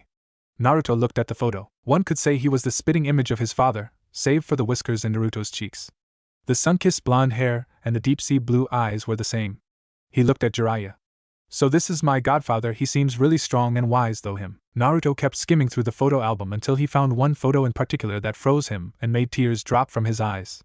It was a photo of Minato, already an adult, with his blue jounin shirt, alongside a gorgeous woman with long, beautiful crimson red hair, and an even prettier smile. Naruto could already tell by this woman's smile that she was Minato's wife, his mother Kushina. The tag below had it written, "It's confirmed for October 10th. I'm so happy I'm becoming a father. Kushina came here saying we are gonna be parents. Tebane, and I almost dropped the oven I was mixing the cake with. Yesterday I read this amazing book called Tales of a Brave Ninja, which was written by Jiraiya-sensei. The hero never seemed to give up. I asked Sensei if the hero's name could be the name of our son to inherit his braveness. That, of course, made Jiraiya-sensei my boy's godfather. My son will be called Naruto." Naruto cried even more as he finished reading the tag. Until a few days ago he never knew the meaning of love and care, and now he had been filled with so much of it that his heart was about to explode. The fact that his parents sacrificed their own lives not only for his sake, but for Konoha as well. The fact that there were those willing to adopt him, despite him being a Jinchuriki, willing to go as far as making their sons befriend him. He would never be able to repay such love, but he would honor his parents' legacy to make up for their sacrifice. He decided to start training immediately. Naruto set a number of dummy dolls, painted target marks on them and started practicing shuriken and kunai throwing all morning long. He laid down on the floor, tired of all that training. A few minutes passed and his stomach growled. He went to the mural on his house to check the list of restaurants what would not kick him out. He decided to go to the Ichiraku ramen stand. He remembered that one of his father's photographs showed Minato and Kushina in the front of that stand, with a tag written, Ichiraku ramen. Kushina's all-time favorite. Naruto arrived at the ramen stand and asked for a large bowl of miso ramen. Tsuchi, the owner, looked at Naruto and saw the resemblance between him and Minato. "Are you Naruto?" he asked. "Yes, I am Asen," answered Naruto. "But how do you know me?" Tsuchi looked around to make sure the stand was empty, and no one outside would hear them. "Truth be told, you look just like your father, that's why I knew it was you." "You knew my father?" asked Naruto, with his eyes widened. "Yes. His mother would drag him here almost every day. She was my favorite customer, and she set the record for bowls eaten in one single meal," said Tsuchi, giggling a little. Naruto also giggled at hearing that his mother ate so much. "Well then, I'm going to do my best to break the record." Databeo. Naruto then picked the bowl and ate it right away. "Keep them coming." Tsuchi's daughter, looked at him with her jaw dropped. "Father, I think he might actually break the record." "Well then, let's not keep him waiting." Today we work," said Tsuchi, tying his sleeves and getting ready for some serious work. At the end of the meal, Naruto had eaten 14 large bowls of ramen and couldn't take it anymore. "Phew. I'm full," said him, tapping his belly. "So how did I go?" "Sorry, kid," said Tsuchi. "You still have a long way to go. Your mother's record is 24 bowls of ramen." "What way yet?" asked Naruto loudly, drawing the attention from some people outside. "Damn well, I'm going to work hard to break my mom's record. You just wait and see." Databeo. Naruto paid for the meal and ran towards his house. He would start another practicing session. As Naruto arrived at his house, he picked the box with scrolls of ninjutsu learning. He started with the chakra molding exercise. He saw that people with large chakra reserves tend to have poor chakra control skills. He sat on the grass and started concentrating. He picked a few of the basic exercises, such as creating bunshins. It didn't work so well, so he started searching the scrolls for something that would better suit him. He stumbled upon the Kage Bunshin no Jutsu. He was impressed by how versatile this technique was. First, it created a physical copy instead of an illusion, making it useful for combat. It dispersed chakra amongst the clones, which helped with the chakra molding exercises. But most importantly, whatever the Kage Bunshin learned, the knowledge was absorbed as the clone dispersed, making it useful for just about every single act of spying and training that a ninja faced in his life. He decided to concentrate as much chakra as possible to use the Kage Bunshin to jutsu. He was able to create 2 clones for now. He and the clones picked a few scrolls and read them. By the middle of the afternoon, he dispersed the clones and the knowledge was downloaded instantly. He felt a little dizzy after that. He learned the bad way that the exhaustion was also absorbed. He thought about resting a bit, but he decided to run to the playground, hoping to find his friends Shikamaru, Chuji and Ino. When he got to the playground, he didn't find them. Instead, he found a kid with raven-colored hair alone sitting on the swing. Naruto approached the kid. "Hi, are you playing here all alone?" he asked. The other kid looked at Naruto and answered. Actually, I'm just waiting for my Anai-san.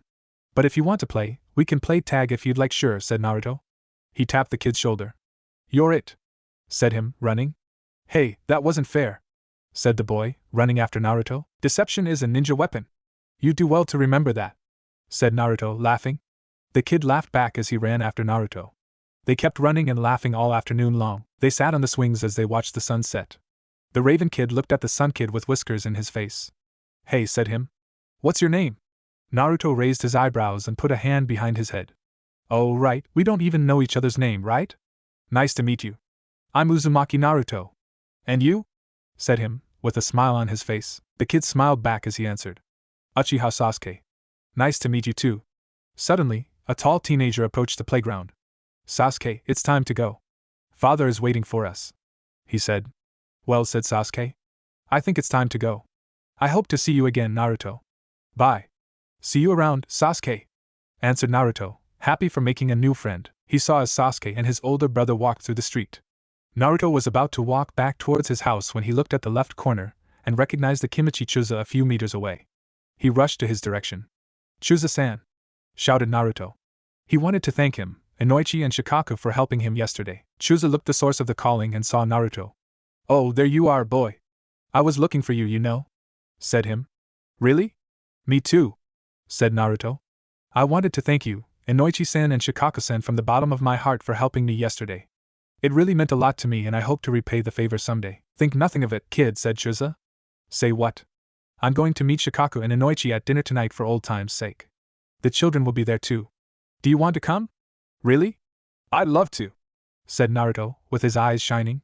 He was really happy to have a chance to meet his friends and the other two who helped him. He followed Chuza to the Ino Shikacho's usual dinner spot. Naruto greeted the other two members of the trio and thanked them too. Inoichi and Shikaku only replied that it was nothing and that Naruto could always count on them if he needed anything. Naruto then sat on the other table where the kids were gathered. He greeted everyone. So I went to the playground today and you guys weren't there. Yeah, I know, said Chuji. Dad took me to the compound gardens. The butterflies were leaving their cocoons today, and I didn't want to miss it. Wow, that sure was a beautiful sight, said Ino. Today Daddy took me to the flower store. I had to study a few of them, because I'm going to inherit the store someday. You guys sure have nice things to do, said Shikamaru. Today my dad taught me how to play shogi. This game is such a drag, it requires strategy, cleverness, and I'm just too lazy for these troublesome things. I prefer to watch the clouds. So, you were all busy today. Well, I did train a bit before going to the playground, said Naruto. And you just stayed there alone all this time? Asked Ino. Actually no, answered Naruto. I met a boy there. He was alone. I asked him if he wanted to play, and we played all afternoon long. Not many kids go there to play by their own. Who was him? Asked Chuji. Before we left, he introduced himself to me. His name is Uchiha Sasuke, said Naruto. The three kids opened their mouths surprised by hearing this name. Wait a minute, said Shikamaru. You mean the Uchiha Sasuke? From the Uchiha clan? What's the problem? Is there something about the Uchiha clan? Asked Naruto. My father said, answered Shikamaru, that the Uchiha clan was responsible, along with the Shodame Senju clan, for creating Konoha. And the Nidame built the police force for the Uchiha clan. They are probably the noblest of Konoha's clans. They have a bad blood with the Hyugas, and they are not that much befriended anymore with the Senju clan. They are really strong, natural fire users, and they have a very powerful Kekkai Gekkai. But they are too proud of themselves because of it. Kekkai Gekkai? Asked a curious Ino. Bloodline limit. Basically, they have a special power or jutsu that only the Uchiha clan can use, answered Chuji. Dad once told me that the reason behind the bad blood between Hyugas and Uchihas have something to do with their respective Kekkai Gekkai. And what are their bloodline limits? Asked Naruto. I don't know exactly, said Chuji. I just know this much about these clans.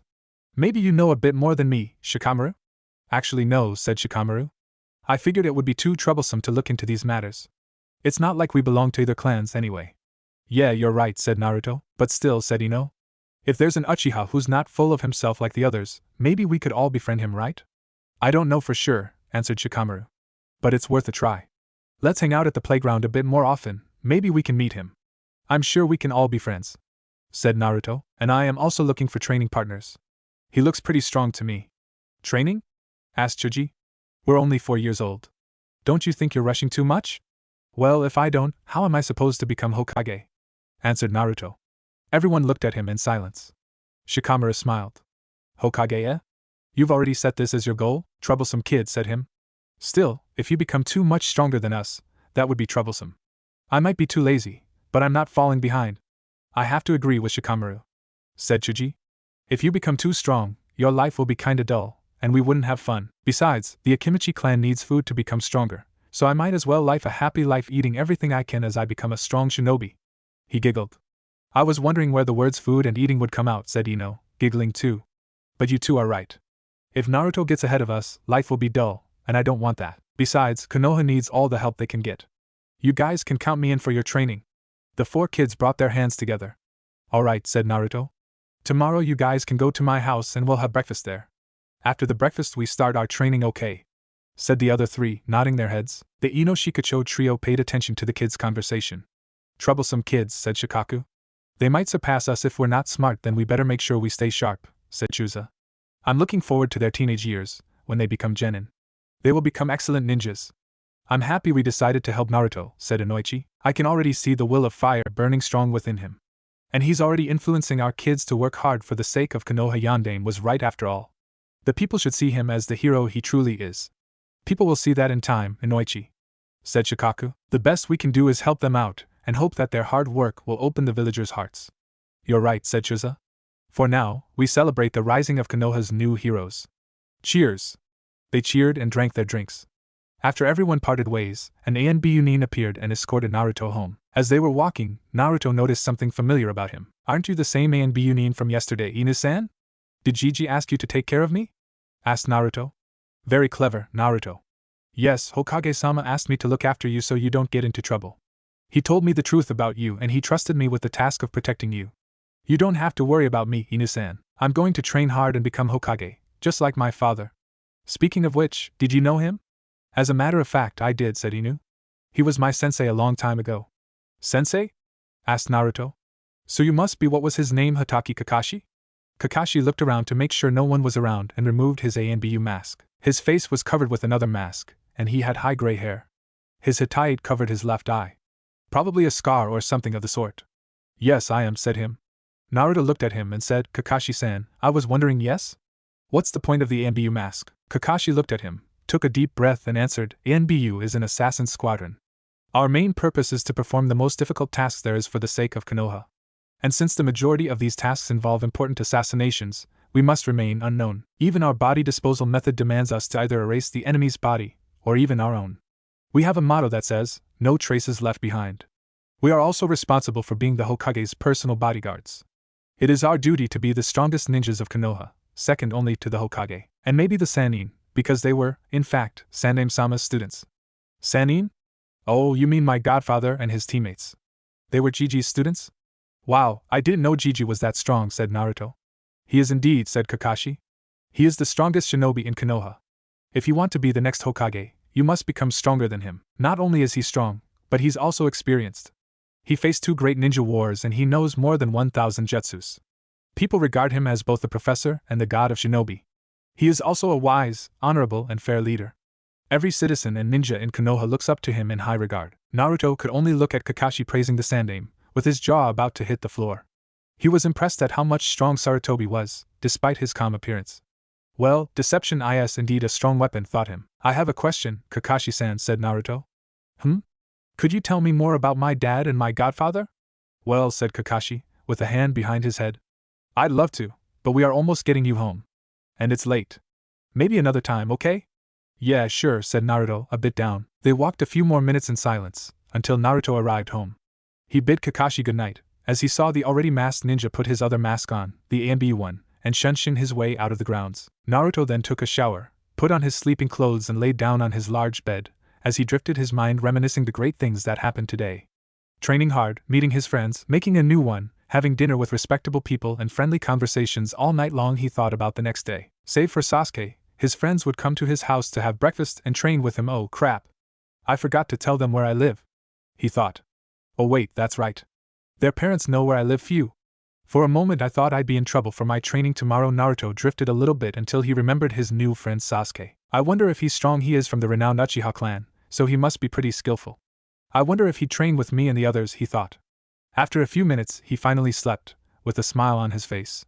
Tomorrow promised to be another wonderful day. The following morning, Naruto woke up still a bit sleepy. Maybe I should take seriously mom's advices and sleep a little earlier, he thought. He took the morning shower, brushed his teeth and put on his clothes. Then he went to the deposit to start mounting the training devices.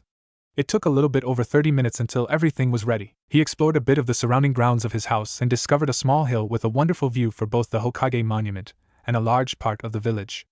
Oh great, I could build a small observation tower here for safety purposes in the future, For now, he focused his view below to see if the second generation of the Ino Shikacho was coming. He saw Ino and Chuji waiting in the front of a compound. They seemed to be waiting there for nearly an hour. They're probably waiting for Shikamaru. He did say something about being too lazy for these things, he thought, giggling at his thoughts. As soon as he saw Shikamaru leaving his clan's compound, he rushed to his kitchen to prepare breakfast. If I'm to make breakfast to 4 people, they'll be here before breakfast is ready, he thought. And I haven't even cleaned the house yet. It's my 3rd day here and I already have work for 3 people. 3 people? That's it, Kage Bunshin no Jutsu. He was able to create a 3rd clone, 1 more than yesterday. Those chakra molding exercises are paying off indeed, he thought. Okay, clones. One of you will help me make breakfast for my upcoming friends. The other 2 will clean the house, said the original. Okay, said the 3 clones in unison, as they started working. Around 15 minutes later, the breakfast was almost ready and the house was clean. Naruto heard the door knock. I got it, said one of the clones, as he opened the door. Shikamaru was about to greet the clone when he saw the other clones walking around the house. What, you can already use Kage Bunshin? Said him. Yup, answered the original Naruto, who was leaving the kitchen and putting the breakfast on the table. This is a B-rank Jounin Jutsu. How in the world do you have enough chakra to create a clone, let alone 3? Asked Ino, clearly surprised. That's incredible. Wow, you think so? Said a blushed Naruto, with a hand behind the head. Of course it's incredible, said Chuji. We're 4 years old. Our chakra reserves are not large enough even for a normal Bunshin, let alone a Kage Bunshin, yes, said Ino. You must have a bloodline or something like that if you're this far ahead of us already, Naruto. Naruto could only blush to these comments. He had no idea how advanced he really was for someone of his age. He knew his Uzumaki bloodline made him have large chakra reserves, but he wasn't aware of his true potential until someone else pointed it out. Suddenly, everyone's stomach growled. Well, let's have our breakfast, shall we? He said. We won't be doing anything if we just stay here talking. Databeo. You're right. Let's eat, said Chuji. Didn't you already eat a lot this morning, Chuji? Asked Shikamaru. Well, yeah, but I'm still a bit hungry. Yeah, me too, said Ino. Well, we are gonna train, so I might as well eat a lot. Someone my age doesn't need to keep up a diet just yet. Everyone's sweat dropped at hearing this statement. Thanks to Kami, Chuji didn't eat too much, so Naruto didn't need to go back to the kitchen to make another meal. After that, everyone went to the training grounds. The dummies were already set, so everyone practiced weapon throwing for about a full hour. Then Naruto stacked a few kunais on the ground to improvise a circle ring for taijutsu sparring. Shikamaru had the idea of asking his father for a bit of crayon to mark the ground the following day, so the kunais wouldn't rust. Everyone approved the idea. As the original Naruto was sparring with his friends, the 3 clones were at the deposit, checking for scrolls with more chakra molding exercises. One of the clones remembered that in the 5th box, alongside the 2 books, there were 2 scrolls. He picked one and opened it. It seemed to be a storage scroll. He looked at the Fuinjutsu book to find a match. Unfortunately, since the chakra was dispersed among the other clones, it would have to wait the ending of the training session to unseal it. The clone dispersed itself to pass on its knowledge to the original. Naruto still felt dizziness for every Kage Bunshin dispersed, but he was still able to keep on the taijutsu training with his friends. So far, everyone seemed to grasp the very basics, which was impressive for the first day of joint training. Ino and Chuji were lagging a bit, because of their own particular statures. Shikamaru got the hang of it, but he thought it would be too troublesome to strain himself much longer. Naruto was really tired, because of the accumulative exhaustion of the Kage Bunshins, but both his body and his brain were improving in an amazing pace. Phew, that was great, said Chuji, panting heavily, laid down on the grass, like everybody else. I thought it would be overwhelming, considering our young age, but I had a lot of fun. I think I'm gonna get used to this sort of thing. I have to agree with you there, Chuji, said Ino. Maybe we are one lucky generation. Just think, to be able to be this advanced, this early in life? We might be true geniuses. Well, one thing is for certain, said Shikamaru.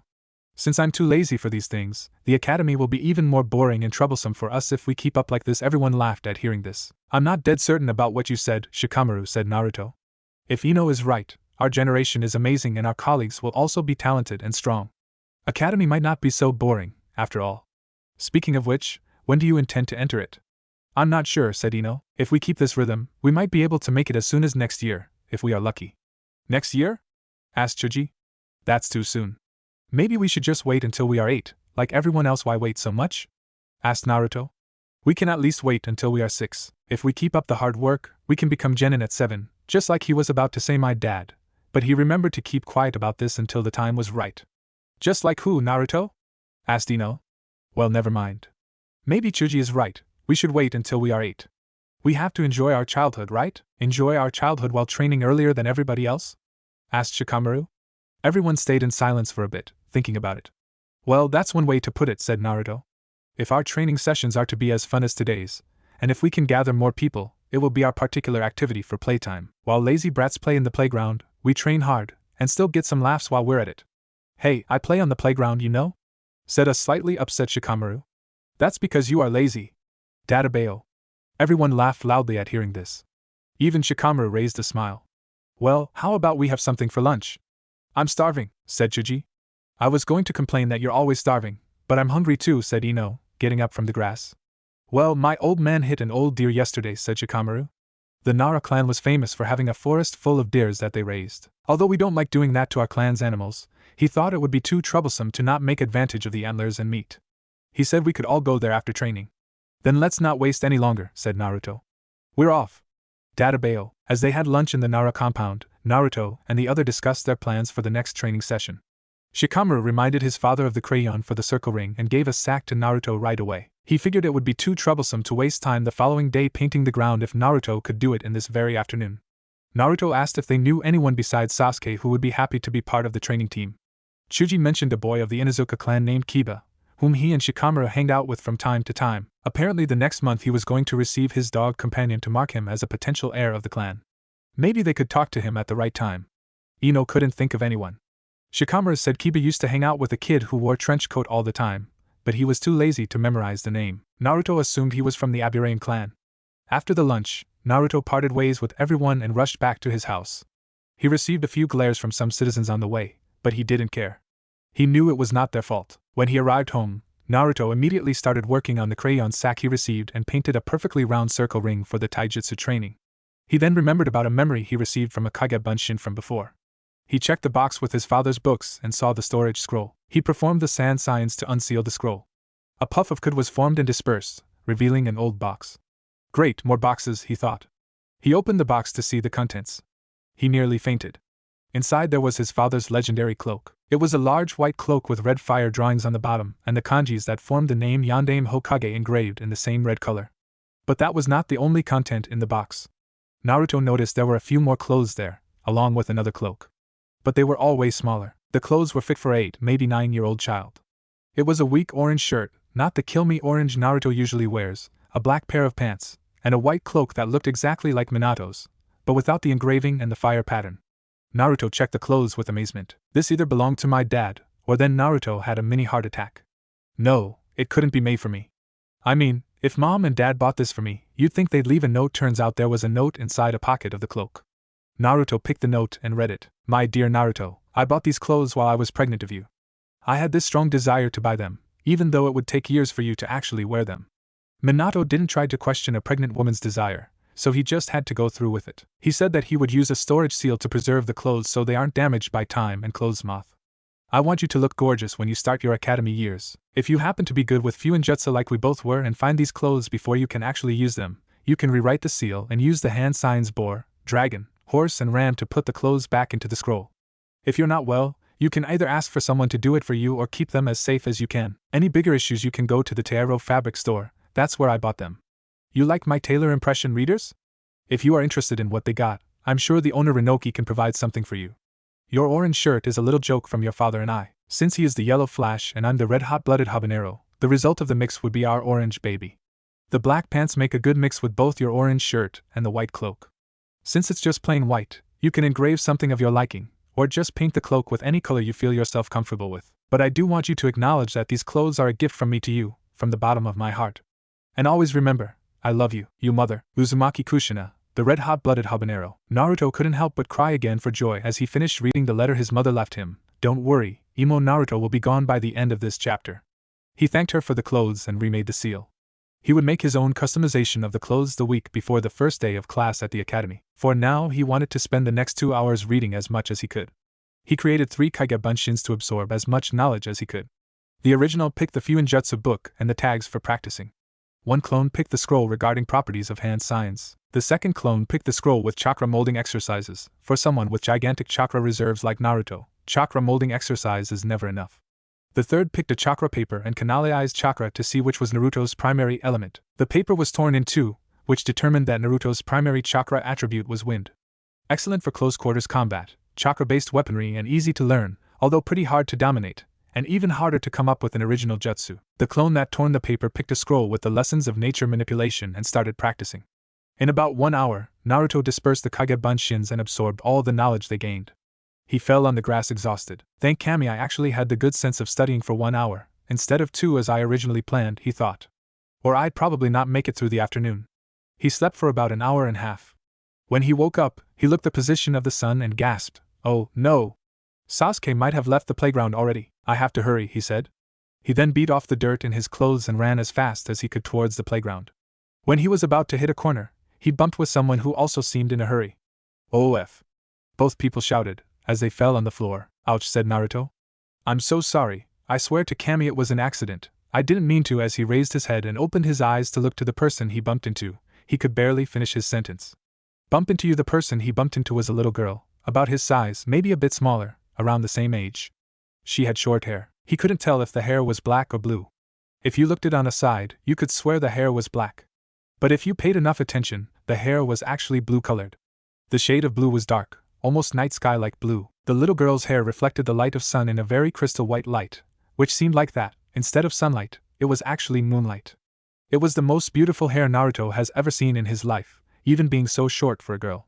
And the girl itself was also very cute. He actually blushed his cheeks as he first laid eyes on her. She had a very smooth-looking white skin, and beautiful lavender eyes, trademark of the Hyuga clan.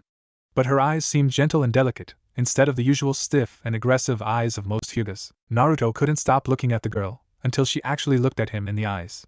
He then blushed a light shade of red on his cheeks and looked down on the floor. The girl too was admired by the looks of the boy she just bumped into. She was running at a blinding speed and didn't notice him. Apparently he didn't notice her either. But as she raised her head to apologize, she was stunned at the sight. She never saw a boy with blonde hair and blue eyes before. These traits were incredibly rare in Konoha. His hair was marvelous. It was a bright blonde hair, almost as if the hair was blessed and kissed by the sun itself. And his cerulean eyes seemed to carry both hate and love inside them. Those were beautiful eyes. The boy's face was very pretty, and she thought that the whiskers were actually pretty cute. They gave the boy a certain wild aspect, although his face seemed pretty pure and innocent.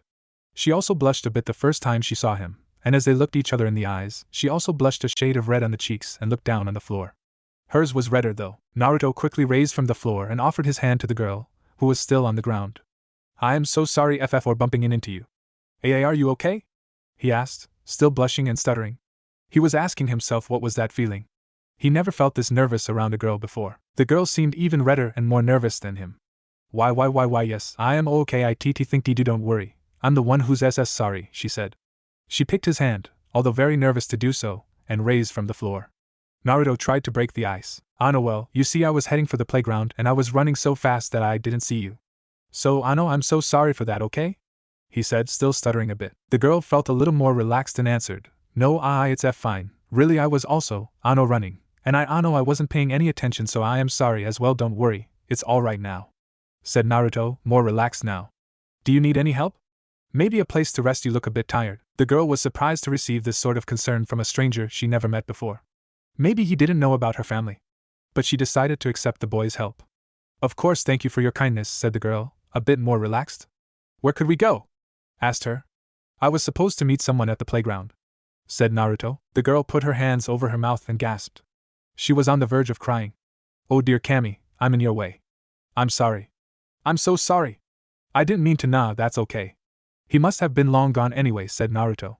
"You see, I was already so late, I should have been there for at least more than an hour ago. But hey, I don't want to go there all alone, and I also don't want to leave you here on your own. So I suggest we go to the playground together. What do you say?" The girl lowered her head, a little blushed because of the invitation, but she couldn't find a way to refuse his invitation, so she just nodded her head in agreement, and they both went to the playground. When they arrived there, Naruto's presumption was right. The playground was empty. He was a little let down, but at least he wasn't all alone. The two kids sat on the swing and Naruto noticed the girl was a little down in her spirits. So, said a nervous Naruto. Gee, I was going to start a conversation, but I don't even know your name well. Let me introduce myself. My name is Uzumaki Naruto. The girl felt a little embarrassed for forgetting to introduce herself. She feared for a moment that her etiquette classes were all for naught, and was desperate to apologize to him. But she recomposed herself and did the best she could to answer Naruto with a smile in her face. My name is Hyuga Hinata. It's an honor to meet you, Naruto-san. No need to be polite, Hinata, said Naruto. I'm really not into these formalities. Just Naruto is good enough. Databeo. His smile was so beautiful Hinata lost herself in it, smiling back. Hinata? Asked a curious Naruto, trying to understand why this cute girl couldn't stop looking at him. He actually blushed a bit when he thought of that. Hello, Earth to Hinata, can you hear me? Hinata came back to her senses and gasped. She put her hands over her mouth and blushed a dark red. Oh, I am sorry, I was just a bit distracted, that's all, said her. I understand, said Naruto. You must have a lot on your mind. But as I was saying, no need to be so polite. You can just call me Naruto, okay? Okay then, Naruto-kun, said her, with her head low, she'll a bit blushed. I guess the Hyuga clan is really picky on her if she's so used to being polite, thought him. But this shy attitude of hers is actually pretty cute, wait, what am I thinking? At this moment, Naruto looked away and blushed a light red from his cheeks. Say, Hinata, said a slightly embarrassed Naruto, trying to chill out again. I was running to the playground because I was supposed to find a friend here, but I was so late he must have gone away way before we bumped each other. But why were you running so hastily?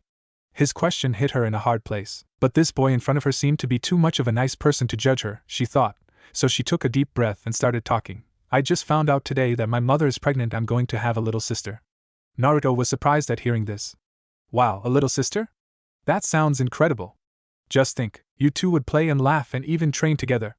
I wish I could be this lucky to have a little sister. Like before he finished, he noticed she started crying. Hinata?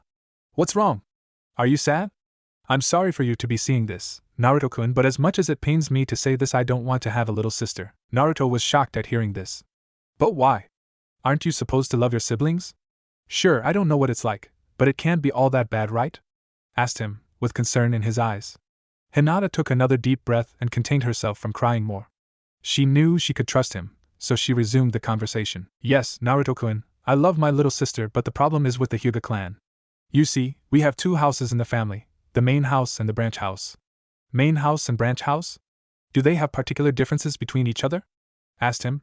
Yes, answered Hinata. The main house is composed of the direct descendants of the clan founders, and we have many privileges compared to the branch house. I'm part of the main house as well, since my father is the clan head. Wow, that's incredible, said a surprised Naruto. He never would have guessed Hinata's position was so privileged. But the branch family, said Hinata, is one of the reasons behind the problem I have accepting my little sister. Why is that? Asked Naruto. Because of our bloodline limit, answered Hinata. The Hyugas are known for their powerful bloodline limit. Many villages and countries were willing to do anything to get their hands on the Hyugas' special abilities. And that is the reason the branch house exists. What do you mean? Asked him. You see, said her, to protect the secret abilities of the Hyuga clan, the original elders created a Juin Jutsu, cursing seal technique, known as the caged bird seal.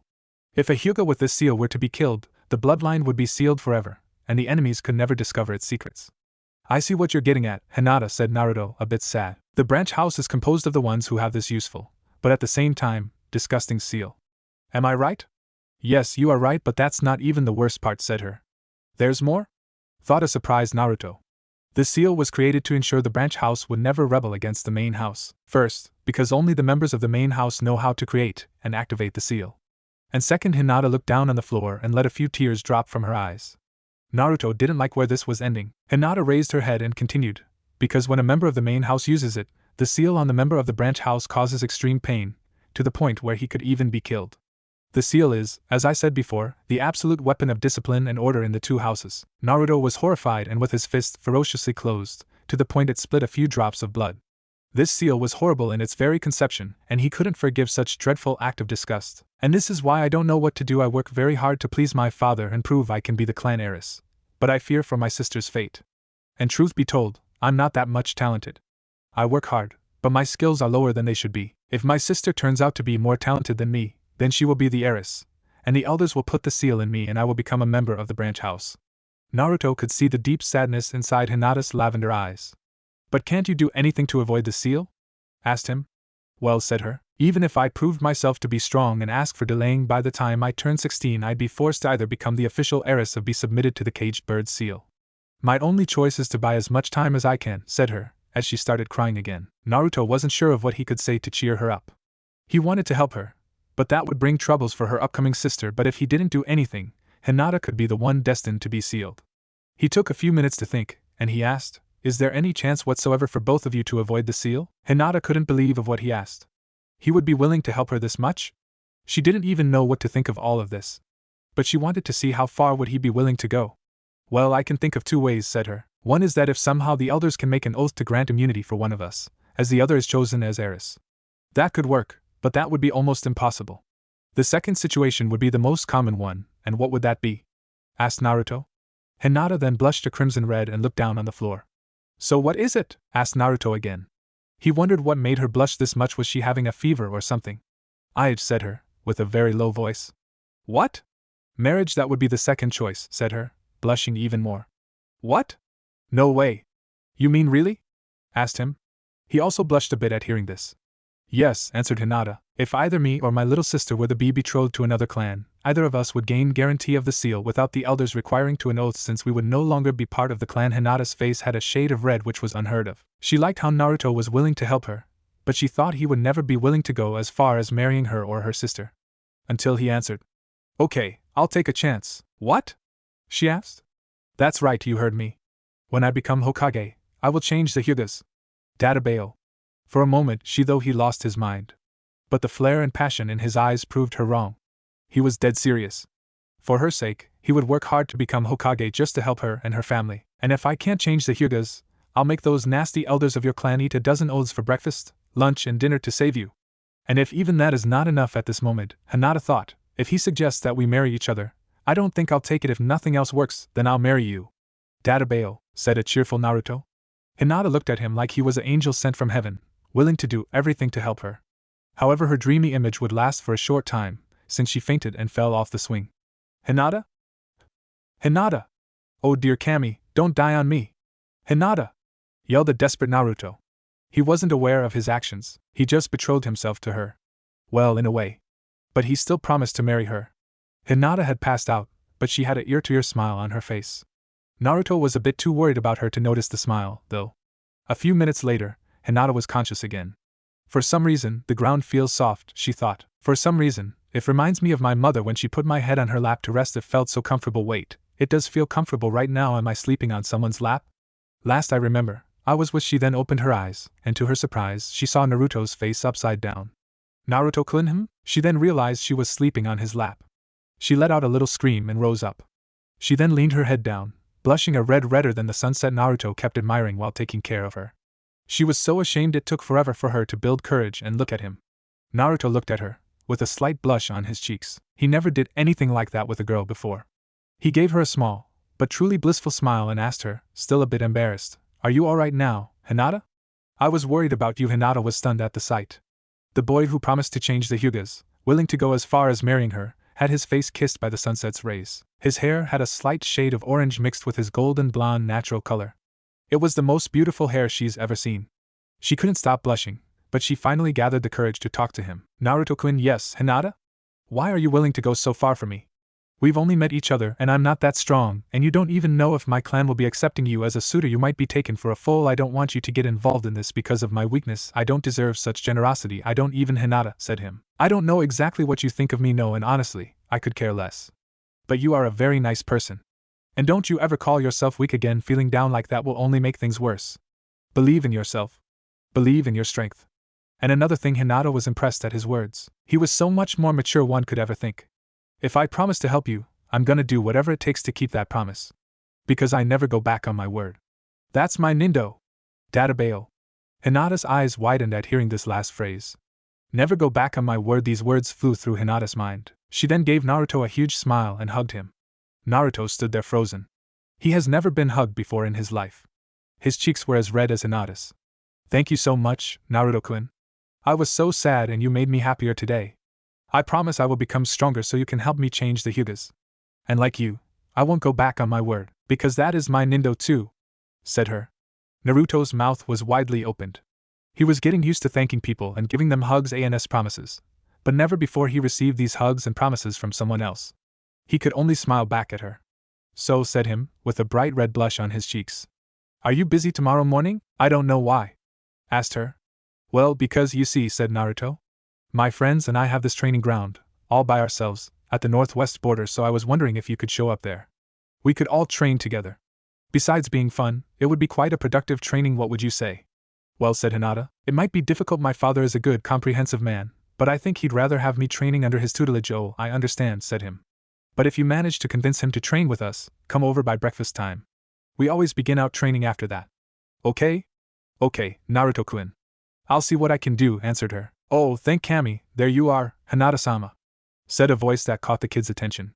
Oh, it's you, Ko, said Hinata. I've been looking all over for you, Hinata-sama. What are you doing with this brat? Come, your father is worried about you, said him, as he grabbed Hinata's hand and dragged her away from Naruto. Bibi, but Ko, wait, what are you? You are not to be seen close to him, Hinata-sama. Do you understand? Said Ko. He knew about Naruto's condition, but he couldn't say a thing. But why? He is such a nice, he is not what he made you think he is, Hinata-sama. He's not to be trusted. Besides, you are the heiress of the Hyuga clan, you have better things to do than hang around with low-life orphans like that boy, said Ko. Hinata was always a timid and calm soul, but something seemed off about Ko's reaction towards that boy that she couldn't take anymore. She snapped. That's enough, Ko. As the Hyuga heiress, I demand you let go of me. Ko was absolutely terrified at this unknown Hinata. He let go of her hand and stood there frozen, as he saw Hinata's complete 180-degree turn on her personality. He gave me happiness when all of you members of the clan gave me sadness. He offered help with my training while the elders pushed me like I was a slave, and he promised to become Hokage and help me get rid of that accursed seal I so despise to save me and my upcoming little sister, while you just stand still, just waiting for fate to knock on your door like there's no escape. And he is my friend, and I will not allow you, nor anyone else in the clan to insult him. I don't know how much do you know about him, but I know one thing for certain. He is not a low-life brat. He is an honorable person, and he will become the greatest shinobi Konoha has ever seen. And I will work hard to become as strong as he is. Don't you ever dare to treat him like that again, do you understand? Yelled her, as she was catching up with her breath. Ko drifted in his thoughts. This is not the Hinata-sama I once knew. She seems to have become as strong as the Hokage-sama himself for a moment there. Did that Jinchuriki really give her so much strength? Ko was upset at some of his thoughts, but he could not refuse Hinata's orders, so he just answered yes, Hinata-sama. I apologize for my behavior, as he escorted Hinata back to the Hyuga compound. I'd better start paying attention to that Jinchuriki's movements. I must report Hinata-sama's behavior to Hayashi-sama immediately, he thought. Hinata's thoughts were more positive. Thank you, Naruto-kun. You made me so much stronger today I can barely recognize myself. I promise you I'll become stronger. Because like you, I never give up on my word. Because that's my Nindo. She returned to the Hyuga compound, ready to challenge whoever dared to stand in the way of her newfound dreams, which included the salvation of the Hyuga clan and Naruto's heart. That night, Hyuga compound, Hyuga Hayashi, the head of the Hyuga clan, was checking the many papers to be handled with for about 3 hours straight after dinner. Apparently Hiruzen was not the only one in Konoha that had to deal with paperwork all the time. Hayashi was not as busy as Hiruzen, but he liked to skim through the paperwork to drift his mind off more troublesome matters. Like the one that Ko, one of the main house's most trusted servant, brought. He tried the best he could to drift his mind of that conversation they had, but it was burning through his mind. Around 90 minutes earlier, Hayashi-sama, there's something I'd like to discuss with you, if you could please spare some of your time, said Ko, bowing his head before the clan head as he entered his office.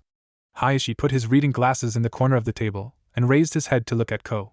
What seems to be the matter, Ko? Asked Hayashi. Is Hinata alright? I heard from a few members that you seemed intimidated by her when you two returned to the main house. That's one way to put it, sir, said Ko. You see, after she ran off the main house earlier, I'd been looking around for a long time, and before you continue, Ko, said Hayashi, interrupting his servant, I want to know what is your opinion about the fact that I will have another daughter. Ko stayed silent for a few seconds, until he gathered the proper words to say. I consider the honor of a lifetime to be serving and protecting not one, but two potential candidates for our prestigious clan's heiress position, sir. Nothing makes me happier than being able to work hard for the sake of the Hyuga clan, and before he finished, Hayashi interrupted him again. You must surely understand, Ko said him, that the Hyugas are not supposed to fight just for the clan's own sake. We fight and risk our lives for Konohagaku no Sato, our true home and sanctuary. Ko stayed silent. He knew his attitude before was not the most correct, and he could not hide the shame. But don't blame yourself for that, Ko. Most of the troubles the Hyuga clan faces today are matters that were born inside this very house. My brother and myself are living proof of that. Hayashi raised from his desk as he approached a set of frames on the wall. Our difference of birth time was by a few minutes, and because of our clan's laws, even though our strengths were similar, he has been branded with the caged bird seal. His son Niji was born with the most developed Byakugan of the entire clan, but because of the clan's issues, he now believes to be cursed by fate. My brother's death last year didn't help him either. Niji holds a fierce grudge against us because of what happened, but it couldn't be helped, Hayashi-sama. If you were the one to be killed that day, the secret of the Byakugan would be revealed to Konoha's enemies. Hizashi-sama chose to die that day not because of the Hyuga clan, but because of his undying love for his family, friends and Konoha. You yourself believe in that, isn't that right, sir? Asked Ko, concerned about his master. Yes, Ko, you are right, said Hayashi. He did say that before he sacrificed himself. But I still believe that he was forced to choose that particular fate for him, and I fear that Niji might never forgive the main house for ruining his life, and that brings me to the concern of my upcoming daughter. I fear for her fate, and I want to do everything I can to avoid my brother's cruel destiny to repeat towards my two daughters. About the Hyuga's destiny, Hayashi-sama, said Ko. That's exactly the reason why Hinata-sama was so intimidating today. As some people pointed out today, Hayashi raised an eyebrow. He thought strange hearing that Hinata would be an intimidating person when it concerned the Hyuga clan. Really? Asked him. What happened? Ko took a deep breath and answered. When I was looking for her, I found her, and she was accompanied by that boy Naruto. Hayashi raised both eyebrows now. You're telling me my daughter has befriended the Jinchuriki? It seemed to be the case, Hayashi-sama, said Ko. I dragged her away from the Jinchuriki, and I was telling her to stay away from him. That's when it happened. What happened? Asked Hayashi. Ko lowered his head for a moment before he raised it again and answered. Hinata-sama snapped in anger and yelled at me, demanding I stop mistreating the Jinchuriki. Hayashi widened his eyes, for even considering such attitude would come from his calm and shy daughter. Ko kept talking. She said something about the Naruto boy willing to help her in her training, and even promising her to become Hokage to help her changing the laws of our clan regarding the caged bird seal. She even called him her friend. Although it's not in my place to judge her attitude, I honestly refuse to accept the possibility of the Jinchuriki becoming her friend. As a Jinchuriki, I only consider him to be a burden Konoha has to deal with, and that's enough for now, Ko, said Hayashi, raising his hand. I understand your feelings and the feelings of the majority of Konoha towards the boy. But we are a noble shinobi clan. Our takes on these matters must be that of shinobis. I agree with you that the thought of my daughter befriending the Jinchuriki is not what I thought it would happen. But I cannot say right now that I refuse that. His condition allows him to grow as a strong ninja. Maybe they would end up on the same genin team, or cooperate in joint missions, so befriending him is not as bad as you believe, Ko. I promise you I will be the one to judge the matter of the possible bond of friendship between Hinata and Naruto. If I may, Hayashi-sama, said Ko. Since you will be the one to have the final word on the matter, what am I supposed to do if Hinata-sama approaches him? Asked him. Hayashi took a deep breath and answered. Your report assumes that Hinata is already changing her personality due to her interaction with the boy. As you reported, she seemed convict and confident in standing up for him. This attitude, if well guided, will make her stronger than any training I can ever give her. For now, do as Hinata told you and don't mistreat him, and don't try to disobey her even you seem to be out of her sight. There is a reason why the Hyugas are known to be all-seeing. Put aside your hatred towards the Jinchuriki and let him stay close to her. Watch their movements and see for yourself if he is indeed the one that is making Hinata so strong-willed. Then report to me and I'll make my decision. Understand? Yes, Hayashi-sama, said Ko. I'll make my leave now, if you'll excuse me. Ko then bowed before Hayashi and left his office. The clan head then put back on his reading glasses and returned to the paperwork. Back at the present time, after reminiscing through the conversation he had with his servant, Hayashi stopped scanning through the paperwork and left his office. He then slid a bit the door to Hinata's bedroom and watched his daughter, as she slept peacefully, cuddled to her pillow and whispering Naruto-kun, with a big smile on her face. Hayashi couldn't help but raise an eyebrow, noticing how attached Hinata seemed to be for a boy she only first met that same afternoon. Apparently Ko was indeed serious when he pointed out that Naruto seemed to influence his daughter's personality and confidence. He then closed the door and moved to his bedroom, where his wife Hikari was sleeping. He laid down on his bed and kept his face facing the ceiling for about 30 minutes, unable to sleep. He thought about talking with Hinata the following day regarding Naruto. He just didn't know what to say to her. He couldn't think of anything as he turned sideways waiting for sleepiness to come. Hayashi was surprised by his wife's arms embracing him from behind. Is something the matter, dear? You took so long to come to bed, and you still can't sleep, said her. He then turned his face facing Hikari, and they stood a few inches away from each other. He took a deep breath and answered, It's been a long night, love. I'm worried about Hinata. She seems worried about having a sister, and she seems to have befriended the Naruto boy. You mean the Jinchuriki? Asked her. Hinata told me about him today when we were alone. You would never believe it if I told you. Really, now? Said Hayashi. What did she tell you, my love? She giggled at his husband's curiosity. Hayashi always positioned himself as a strong and wise man, but before her he seemed weak and clueless. Hikari was going to ease his pain, but just a bit. She told me that the Naruto boy was determined to help her with the issues regarding the dirty practices of the clan elders. She told me that he told her, as I quote, "When I become Hokage, I will change the Hyugas. Databao, and if I can't change the Hyugas, I'll make those nasty elders of your clan eat a dozen oaths for breakfast, lunch, and dinner to save you." And if even that is not enough, she stopped talking. Hayashi waited for the end of the boy's quote, but it never came. And? Then what? Asked a curious Hayashi. Now that is a little girl's secret, said her, giggling. If you want to know the rest, ask her yourself, although she won't say it so easily. Hayashi could only sigh, as he laid his head on the pillow. I'm still worried about Hinata though. Not only is she befriending Naruto, she also seems to have her doubts about her sister. Oh, I think that issue is history now, said her. Hayashi raised an eyebrow and looked at Hikari. What do you mean by that? He asked. She giggled again. Answered. After she talked about the boy, she said she had a name for the baby. Hayashi widened his eyes and opened his jaw wide. I can't believe in this. She ran off the compound because of the baby. How could she have dash? At this moment, Hayashi had an insight. Could that boy be the reason? At first he just assumed Naruto's promise was a simple childish way to cheer Hinata up. Now he was even more curious about him. If his attitude made Hinata change so much, he definitely had to pay attention to him. But he put these thoughts aside. So what was the name Hinata came up with? Asked him.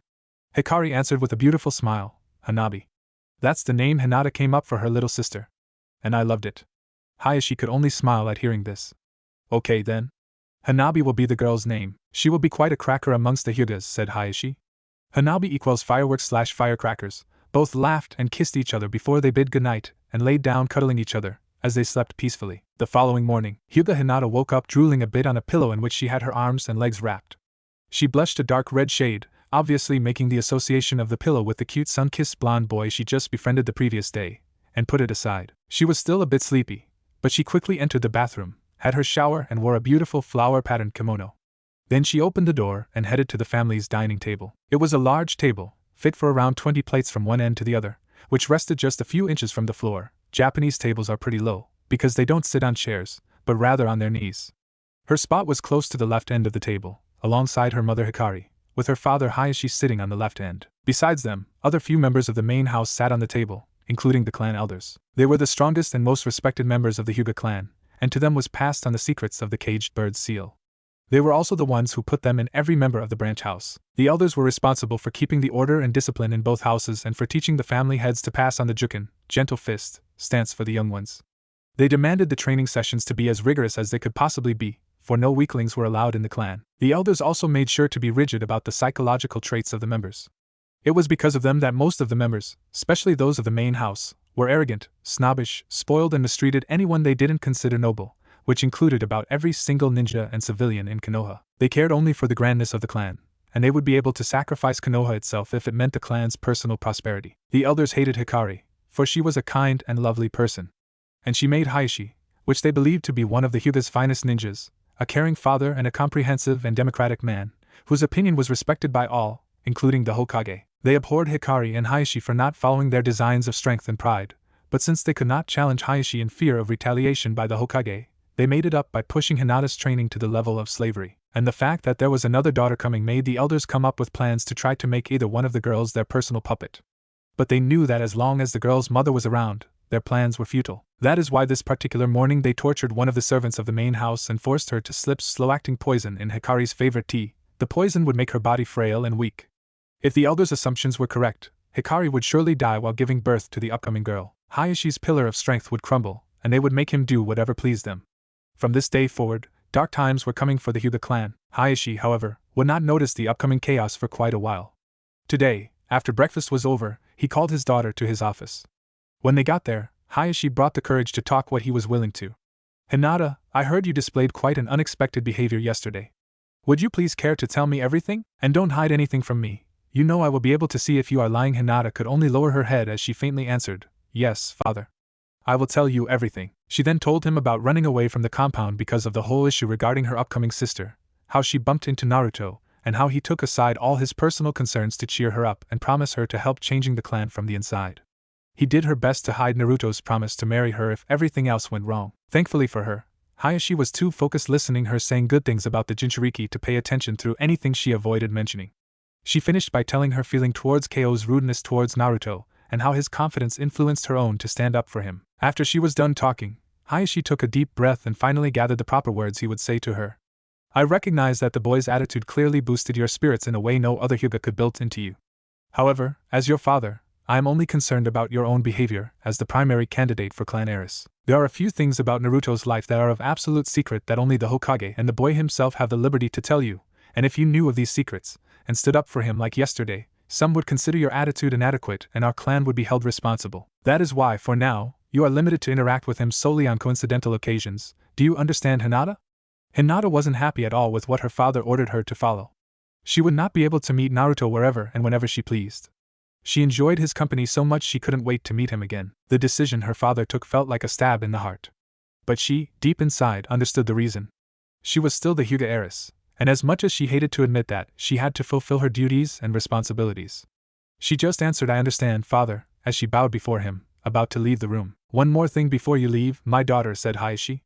Hinata quickly turned to face her father, as she wondered what did he still want to discuss. Hayashi could only look her in the eye and say, I instructed Ko to pay attention to the way that you and Naruto interact with each other. Please understand that I'm only concerned about you. After all, you are my daughter. But if your assumptions are correct, and he proves himself to be a true honorable young boy, I will allow him to accompany you and he will be received with open arms in this house. Hinata's eyes widened at hearing the concession her father would be able to give to Naruto. She could only thank him and leave his office as she thought to herself, you will see, father. Naruto-kun is the best person I have ever met in my life. You will like him. And if things go well, Hinata could only giggle and blush at her thoughts. She looked around to make sure no one noticed and headed happily towards the compound gardens, hoping to find a flower that combined with Naruto's sun-kissed blonde hair. Around 2 months later, Naruto's house. Naruto, Shikamaru, Ino and Chuji just finished their taijutsu sparring, as Naruto's Kage Bunshin scanned through more scrolls. Naruto's improved chakra reserves, added to all his molding exercises, allowed him to create up to 12 clones for now, but he found out that if he had only 4 clones working on their alternative trainings, he would not tire as much after dispersing them. So he was the only one of the 4 to stay up, as everyone else were too exhausted and were laid down on the grass, like usual. Since they were still too young to build muscles, no one seemed to change much, but Naruto did manage to grow half an inch. Mostly of all because of all his various choices of breakfast throughout the last few weeks, compared to his life back then. Naruto thought for a moment about the changer everyone's bodies would go through. He imagined himself fairly tall and dashing, just like his father, especially by the time he starts using that cloak he's keeping. Chuji would probably keep his chubby appearance, because of the general stature of his clan, but he would definitely become the strongest of the group. Ino would be a flexible fighter, although that her weapon-throwing skill would be as fine as his, if not better. And Shikamaru would probably not chance at all. Naruto thought that his friend would probably say something like building my physique would be too tiring and troublesome, and I'm too lazy for that. He giggled at his thought. Today the group went to the Yamanaka compound to have lunch. Naruto visited Ino's house twice before, but he was still amazed by the overwhelming garden that surrounded both the sight and smell of the environment. He asked Ino if he could take a few buds and start raising a garden of his own. She happily handed a few of them and gave him a gardening book. Naruto scanned through a few flowers, until he found a crystal white flower. He looked at the description, full moon flower. Blossoms only during winter, and it's very hard to keep alive through spring. If one, however, manages to succeed it for 3 springs in a row, you can start building your own full moon flower field, and fill many bouquets with them. Naruto admired the flower, as it had a nice smell, and it reminded him of the crystal white reflexes on a certain girl's hair. He blushed a bit when he realized he was thinking about Hinata. He only met her at that particular day and never saw her since. But one day or another he couldn't stop thinking about her. He thought about Sasuke as well. He went to the playground every day, but he never managed to find him there. Maybe he ought to look for him in a few more places. For now, his attention was turned to Shikamaru, who asked him to come over for a minute so they could talk. What is it, Shikamaru? Asked Naruto, curious about the fact that his lazy friend would want to have a word with him after lunch. Shikamaru answered, here's our chance, Naruto. This afternoon Ino, Chuji and I are going to visit both the Inuzukas and the Aburames. Would you like to accompany us and talk to Kiba and Shino? Naruto gave him a big smile and nodded. Of course. What are we waiting for? Databeo. On their way, Chuji told Naruto that the caterpillars on the Akimichi Gardens were about to be born, and every year his father would go to the Inuzuka veterinary clinic to buy the proper medicines in case something went wrong during their growth process, and then go to the Aburame compound to trade some of the Akimichi's special Hyaurangans for pollen and a special repel that avoided any other insect of coming and stealing the caterpillar's food. But since Chuza was away on a mission for the week, Chuji was designated to go on his behalf. The 4 kids left the Yamanaka grounds and walked over to the Inuzuka vet clinic. Chuji knocked the door and they were answered by Inuzuka-tsum, the clan head and Kiba's mother. "Good afternoon, Tsum-sama," said Chuji. "I am Akimichi Chuji. I came here to buy the medicines for the caterpillars." Tsum looked at him and started smelling the air, like a dog, which made the kids look at her with a curious look. After a few seconds she stopped and gave him a good look. "Yup. Definitely you're Chuza's boy, alright," said her. "We from the Inuzuka clan are not very good with facial memory, that's why we use our noses. And I picked a bit of your father's scent in you, so I know I can trust you now. But who are your friends?" "I might recognize a scent or two." "Oh, of course," answered Chuji. "The one on my left is my best friend, Nara Shikamaru. The girl on the right is Yamanaka Ino, and the other boy on the right is our mutual friend Uzumaki Naruto." Tsum picked the scent of them. She recognized Shikaku and Inoichi. These kids were their sons alright, but she picked 2 scents in Naruto she couldn't believe if she wasn't there to smell it. She did her best to ignore though, and told them to come inside and make themselves comfortable while she went to the deposit to pick the requested medicines. Naruto couldn't help but admire the place. It was full of different animals of all sizes and colors. It felt like the Yamanaka compound, although it didn't smell so good. The 4 kids noticed that Hana, Tsum's daughter and the eldest of her 2 children, was using her vet skills to patch up an injured falcon. It was a beautiful bird with light brown feather and a sharp beak. Apparently one of its wings was nearly clipped during a message delivery mission. Hana seemed to mend the bird's wounds very quickly. Everyone was admired by her amazing skills. "Nei-san, that was incredible," uttered a voice. Everyone turned around to know how said that. It was Kiba, Hana's little brother, and the one they'd been looking for. "Howdy, Kiba. We've been looking for you," said Shikamaru. He didn't want to admit it, being lazy and all, but this time he was indeed looking for him, because of Naruto's idea of bringing as many people as possible to join the training sessions. Kiba noticed them and answered, "Oh, hi there, Shikamaru. I see you brought Chuji and Ino with you, but who is the whiskered brat?" Never met him before. Naruto was a little irritated at the Inuzuka boy. Suddenly everyone heard a high-pitched bark. Naruto leaned his head down to the floor to find a tiny puppy. The pup was barking and growling almost as if it was talking. "What do you mean, Akamaru?" asked Kiba. Naruto stood there for a moment, trying to understand the situation, until he raised his eyebrows. "Oh, right, the Inuzukas are supposed to cooperate with nindogs," he thought. Kiba looked at Naruto with suspicion. Akamaru was given to him to take care of around a month ago, and he already trusted him, but Akamaru's last statement was concerning. Does he really have that much power within? No, that's impossible, thought Kiba. Well, if Akamaru is right, then I'm not supposed to ignore him. He's fishy, but if Kiba and Chuji trust him, then it should be okay. "So do you have a name or something?" asked a rude Kiba. Naruto popped a vein from his forehead, but he was inside the Inuzuka's house, so he went along. "Uzumaki Naruto. And we have a proposal for you," said him. He was sure to bring the Inuzuka boy and his dog to the group. He went on explaining how he had a training field in his house, and that the 4 of them, meaning them and the Ino Shikucho infants, would train there all the time. After Naruto finished talking and asked Kiba if he wanted to join them, Kiba asked for just 2 minutes, as he drifted in his thoughts. Well, that would certainly explain this strong aura around him, but what Akamaru sensed was something far wider within him. I don't know just yet what is he hiding. And how did he manage to have a house this nice?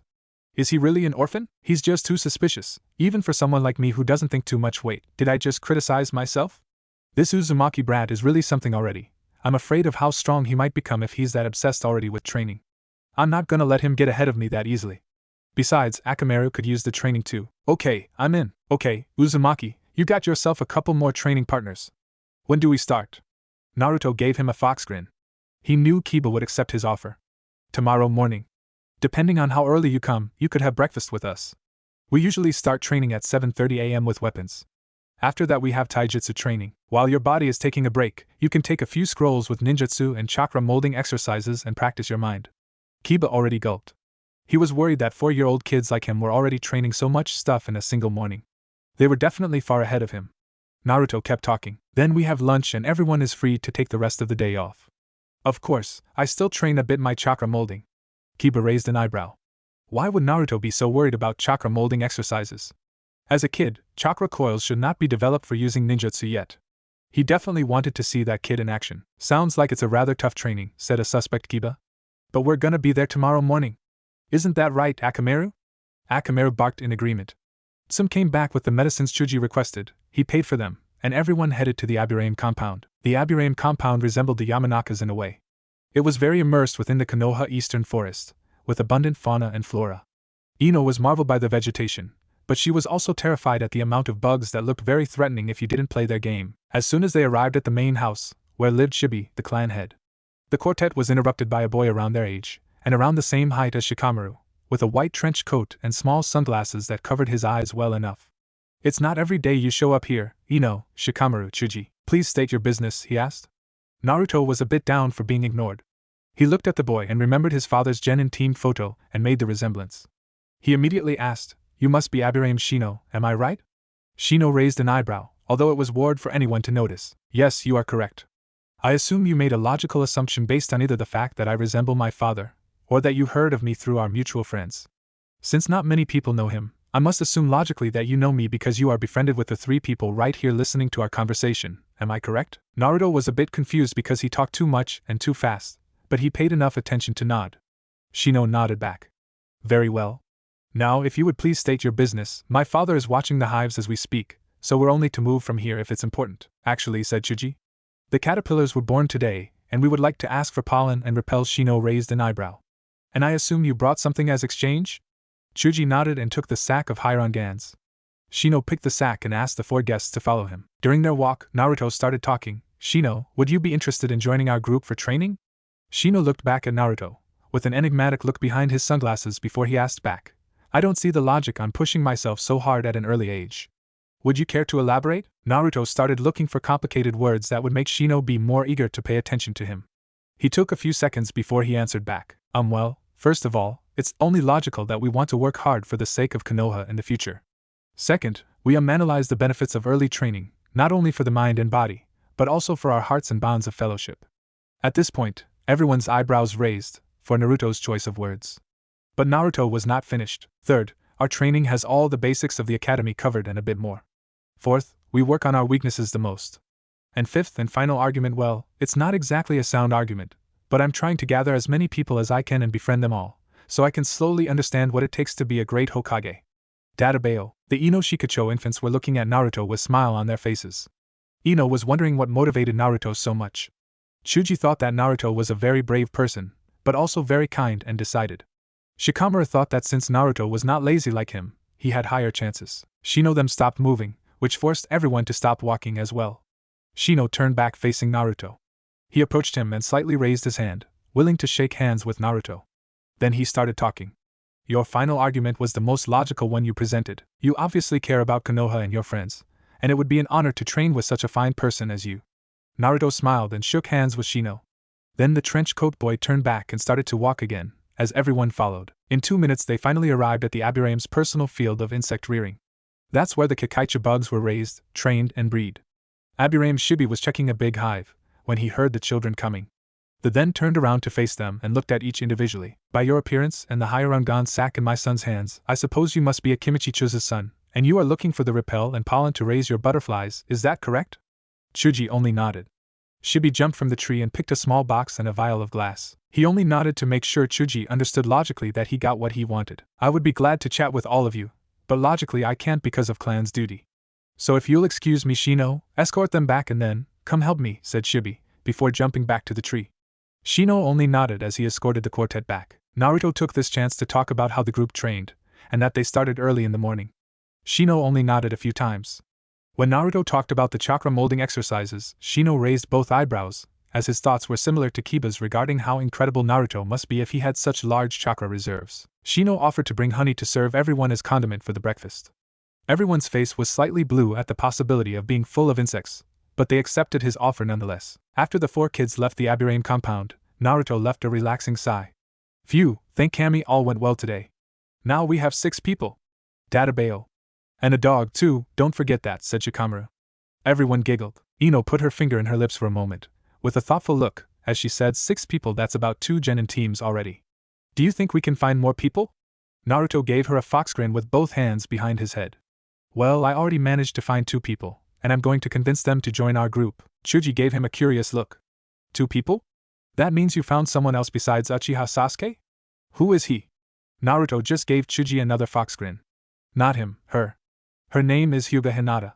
Everyone was flabbergasted at Naruto again. Wait, said a very impressed Shikamaru. "Not only an Uchiha, now you befriended a Hyuga as well? Just how do you even manage these things? Are you from nobility and we're not aware of it?" Naruto actually sweat dropped at this statement. He was in a way, as he was the son of one of Konoha's noblest people ever. Heck, he even had his face engraved in the greatest monument of the shinobi world. Naruto could only chuckle. Well, if I were, that would explain a lot, wouldn't it? Everyone chuckled with him, unbeknownst to them that he actually meant it, as everyone parted ways. Naruto's smile faded as he remembered he hadn't met Hinata again in 2 months. Since it was mid-afternoon, Naruto decided to go to the playground and look for either her or Sasuke. 2 weeks later, New Year's Eve, the training showed more signs of paying off. After Shino, Kiba and Akamaru joined the group, they created another session of training by Kiba's surprisingly clever idea. In addition to the taijutsu sparring, the 6 ninjas to be started working on their reconnaissance skills, tracks, dirt, and other basic aspects that would help them track down their enemies. Naruto thought about starting a training for chakra signature reading, but he hasn't mastered the chakra molding exercises, so that would have to wait. So far, he started learning about climbing trees. He was able to run up to 15 or 20 feet until he'd lose focus and fall to the ground on his feet. He decided to use a kunai to mark his records, but he made almost 0 improvements in 2 weeks ever since he started. Today was New Year's Eve, so no one came to train.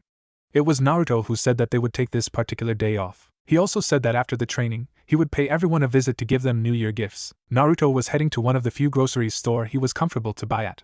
Today, though, it seemed that there were too many bags to carry, and he couldn't use Kage Bunshin without scaring the living hell out of people who knew about his condition. He thought that there would be an angry mob of people on a witch hunt, or rather a demon hunt, afraid of the fact that the Jinchuriki was getting stronger every day.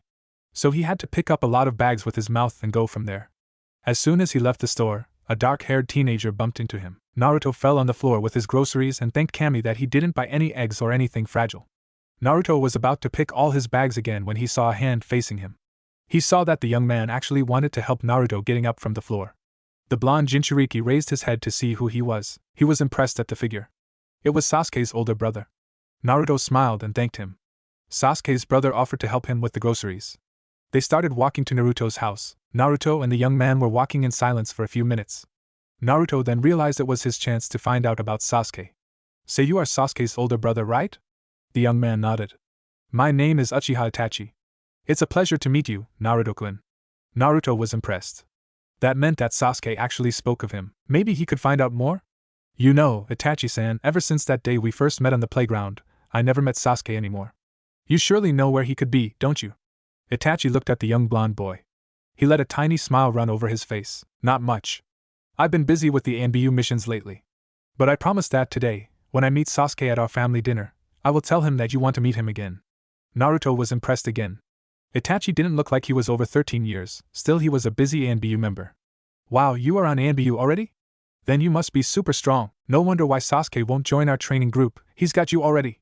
Itachi could only lean his head down a bit. Actually, Naruto-kun, since that day you and my little brother first met, I was promoted to ANBU and I couldn't help him out with his training anymore actually. I'm very glad I could meet you here, today of all days. Naruto was surprised by Itachi's statement. Did that mean Itachi would talk to Sasuke about him joining his group? That is why, Naruto-kun, that I will talk to Sasuke tonight and tell him to join your training group, said Itachi, with a friendly smile. Naruto's smile was even bigger. He couldn't wait to see how strong the Uchiha boy was. If his brother was a professional ANBU at the age of 13, then Sasuke surely was strong as well. Speaking of ANBU, Naruto remembered his escort companion from one time or another, Hatake Kakashi. He told Naruto many stories about Konoha, the Sandangiji, the founding of Konoha by Senju Hashirama and Uchiha Madara, their final battle at the Valley of the End, but he never talked about Naruto's parents, or his godfather Jiraiya of the Sannin. That's when Naruto had an idea. Say, Itachi-san, are you familiar with Hatake Kakashi? Itachi looked at him with a curious look. Yes, I do. I hold Kakashi-san in high regards. Why do you ask? Naruto explained a bit of his plan, not mentioning the truth about his parents, of course. Just because Itachi was an ANBU, that didn't mean that he knew who Naruto's parents were, as they finally reached Naruto's house. He thanked Itachi for his help and said that Sasuke could start training the week after New Year's Day. Itachi left with a few thoughts running through his mind regarding the Jinchuriki he just helped. But he would talk to Sasuke, nonetheless. He knew that Naruto had, deep inside, the will of fire, and that would help Sasuke in the future. Itachi bit his lip as he thought about his foolish and overly proud clan. Later that night, the New Year festival filled the streets of Konohagakure no Sato. There were traditional game stands that included capturing your own goldfish, weapons throwing, and many others. There were food stands everywhere, as well as clothing stores and thematic stands for the next year's symbolic animal, the boar. Uzumaki Naruto was accompanied by both Ino Shikacho generations, which helped him enjoy the festival without being repressed by the civilians. Of course, some things were hard to avoid. When they went to the weapon-throwing game stand and Naruto hit all targets flawlessly, a civilian tried to shout that beast is becoming too powerful. We should kill before he received a death glare from the Ino Shikacho adults, which made him gulp. The infants looked at Naruto as he smiled, but they knew Naruto's smile was trying to hide some sort of pain. Ino whispered to his friends, "Do you think Naruto has some sort of secret that makes him so hated across the village? Not only this guy, but almost everyone we came across seems to hate him profoundly." Shikamaru looked at his companion, who seemed hurt at the looks of hatred aimed at him. "I'm not sure. He does seem to have something hidden. Maybe it's his heritage. But even then, it would be too troublesome to make him talk about that. Naruto is not that kind of guy." Ino looked a bit down. She loved finding out about other people's secrets, which were the traits of the Yamanaka clan's specialty: interrogation and torture. "I have to agree with Shikamaru," said Chuji. "If Naruto has a secret, he has a strong reason to hide. Besides, he is our friend. When the time is right, he will tell us, don't you think so?" Ino and Shikamaru could only nod and smile at their friend's words. They would be quiet and patient and leave Naruto's secret in peace. For now, they would enjoy the festival as much as they could. Meanwhile, at the Uchiha compound, the Uchiha clan was gathered at the main garden. Half of the members of the Uchiha police force were allowed to take the day off to enjoy the festival. The other half was, in a way, enjoying the festival, as they were working in the happy streets of Konoha. Inside one of the rooms was Uchiha Fugaku, head of the Uchiha clan and father to Itachi and Sasuke. Itachi asked for a few minutes of his attention to have a conversation regarding Sasuke.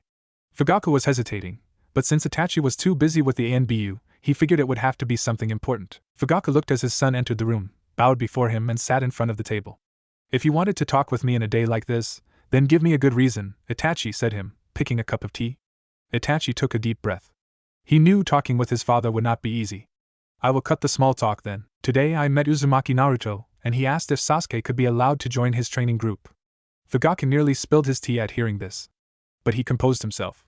He looked at Itachi, whose face was serious as the Hokage's. Fugaku put his teacup on the table and looked at his son. "Itachi, I'm not sure you are aware of Uzumaki Naruto's condition," but Itachi interrupted his father. He knew where this was going. "Yes, father. I am aware that Naruto-kun is the Jinchuriki of the Kyuubi." Fugaku was impressed.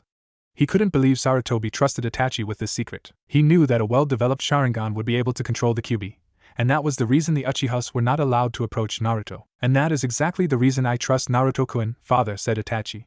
He still had a lot to say. "Because he does not care if my little brother is an Uchiha. He is gathering training companions to become great ninjas and protect this village with their lives. I hold Naruto-kun in high regards because he carries the will of fire inside his heart. And Sasuke would be benefited with all of this. He would have friends. Real friends. I don't want my little brother to be cursed with the Uchiha's pride." Fugaku could only lean his head to the floor and sigh. Itachi's mind was made up. His son's words were true. The Uchihas were too proud of themselves, and that would be their ruin. But he raised his head to confront Itachi. "You know about the curse that befell the Uchiha clan many centuries ago, don't you, Itachi?" Itachi shook his head. As much as he knew about many legends and stories about the Uchiha clan, these stories only confirmed the pride and strength. He wasn't aware that there was a legend confirming that the pride was actually a curse. Fugaku took a deep breath. It was going to be quite a long story. A long time ago, the world knew only war and hatred. Those were times of darkness and despair to mankind. The demons ruled the world and hope was just a four-letter word. That's when a great sage came to spread hope and peace on the hearts of men. He taught them the way of the Nishu and the secrets regarding the usage of chakra to control the elements of the world. He created all the ninja techniques we know nowadays, and was able to defeat the demons that covered the world in darkness. He became the Jinchuriki of the greatest demon in existence, the Jubi, and he was praised as a god amongst men. This man is known to this day as the Rakuta Sennin. Itachi widened his eyes. He heard a little about the legendary sage. At first he was deciding not to pay attention to this old legend, but he made up his mind and continued listening to his father. But even the great Rakuta Sennin was a mortal man. He had 2 sons whom he would trust the quest to find true peace to guide the world. The eldest was born from the sage's eyes. He inherited his mental strength and his cleverness, and wanted to build peace using his strength to eradicate evil. The youngest son, however, was born from the sage's body. He inherited his physical strength and his longevity. But most of all, he didn't want to destroy evil with his strength.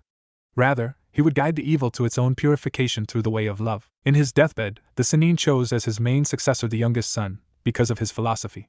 The eldest son, however, was not happy with that. Even though his methods were not the best, he loved his father and wanted to continue his legacy.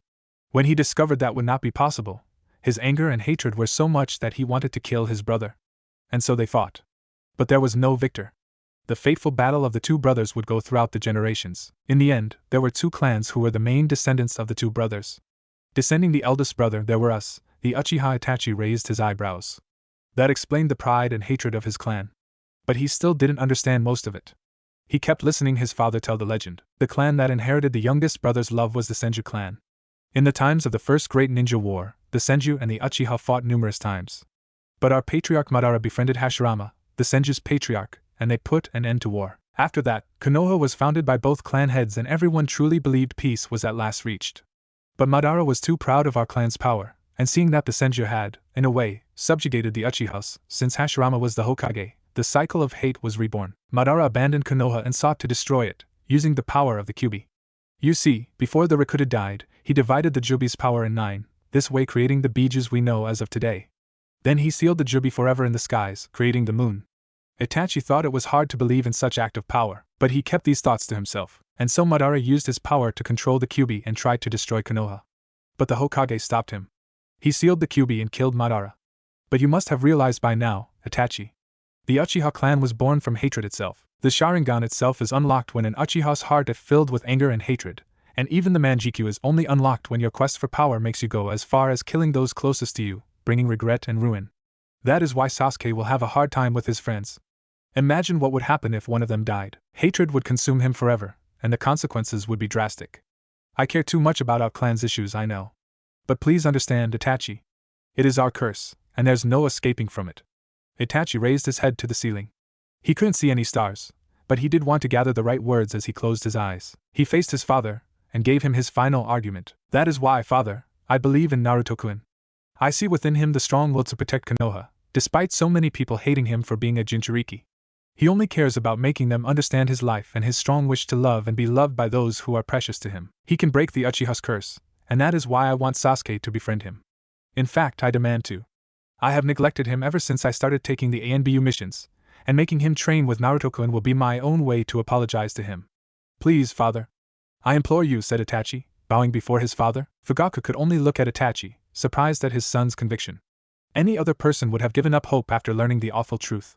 But not him. Not this Uchiha. Fugaku sighed as he finally gave in to Itachi's arguments. When can he start? Asked Fugaku. Itachi smiled at hearing his father's words. He had high expectations coming from the upcoming friendship of those two children. Naruto-kun said that, starting the week after tomorrow, his friends would resume their training. He also said that Sasuke is more than welcome to join them for breakfast, and eventually lunch at one of the other kids' compounds. Naruto-kun will make sure Sasuke befriends everyone, said Itachi. Fugaku noticed that, indeed, Naruto seemed determined to befriend his son. Maybe he could break the curse of the Uchiha clan. For now, he couldn't object, so he just asked Itachi to make sure everything went well. Itachi nodded and bowed before his father before he left the room and returned to the Uchiha festival. As Fugaku was also ready to leave, he thought, where did the Jinchuriki find the strength to stand against such hatred? Can he really break the curse of our clan before it's too late? I can only have faith. For now, he returned to his clan's festivities and put these thoughts aside.